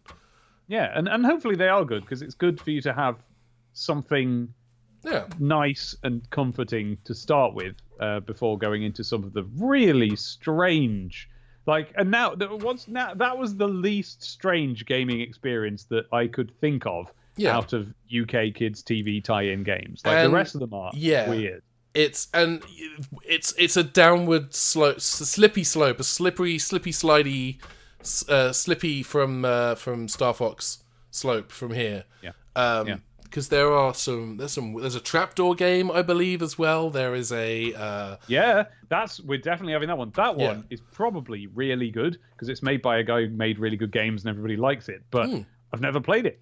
I've heard good things. I've only ever seen it. I know it by reputation only. There are fully two Ed the Duck games. Watching this, I've been going, this is a bit like the Ed the Duck game. I had a Spectrum one. I didn't know there were two. I think the second one was an Amiga exclusive. And it wasn't just a port of the first one. No, we also got the first one. Right. Just looked slightly nicer. There's definitely with Amiga games, particularly games for the Amiga 500, there's a very particular color palette that is very easily identifiable. Kind of like Mega Drive games. Mega Drive games, I think, are identifiable by the colors that get used. And Super Nintendo games are usually identifiable by the sound font that is used for the music. Yes. I must say, by the way, that One Chop has suggested, did you try timing the jump to hitting the spring? You must have done. I did try that a few times. There was only so much lift I could get, and you don't seem to be able to activate that hurricane-y, tornado-y Tasmania spin in mid-air. You have to be on the ground, and it doesn't last long enough for you to ping your way all the way up the top. But it's weird because some of that area had been coloured in, so I very clearly, I'd gotten up there at some point, but I've no idea how I did it. Yeah. And we'll never know now, because I'm never ever going to touch this game again. Sandy Lester is asking, will this stream be a regular thing in the future? We'd like to, definitely. I think it's just a case of figuring out... Yeah, that's the plan. It's figuring out schedules and... Yes, we need to find a way of fitting it into our lives. And it's mostly me. I'm the one that's the problem, because... frankly, I value my weekends a lot, because that's, under normal circumstances, the time I get to spend with my wife. And I often record episodes of Sonic the Comic, the podcast, on Saturdays, so then I want Sundays to be free. And but we'll do them even if it's every 2 weeks or 3 weeks or whatever it is. We'll be doing these regularly. There will be more of this, so if you would like to be notified when we do this again, you can follow us individually on Twitter. I am at Ben Paddon. I am at Demon Tomato Dave. And you can also subscribe to this channel, which is Dave's YouTube channel, where he has a selection of other deeply enjoyable videos, including that Doctor Who video we were talking about 8 years ago. Video. Yeah, that's called Doctor Who Acapella, and you'll quite like it. But of course, before going and watching that, you ought to instead go and look for the Mr. Blobby single, which I'm sure you'll find. Yes. To your liking. I have mixed feelings about pointing people at that video. I'm not... It's good! But then they have... No hill too high, no desert too dry, no road too long, no tide too strong, no bridge too far, he's got a car. That's my favourite bit. No stoop too steep, No slope too steep, no thought too deep. No star too bright, no squeeze too tight, no tail too tall, no cat too cool, no bass too low. He'll give it a go. No end to his talents, no sense of balance. Okay, you know what? Those are actually pretty good lyrics. Yes, it's quite a good song. Is that true though? Yes. Okay. Well, on that cast iron factual statement, as indisputable piece of objective fact and knowledge, this seems like a good place to jump out of a window. Jump out of any and every window. So I'm going to go ahead and I'm going to stop this nonsense. We'll see you again. Bye, everybody. Bye. Ed, bye, everybody. No, that's Ganymede. I can't steal from them. Goodbye and goodbye forever until the next one. Bye.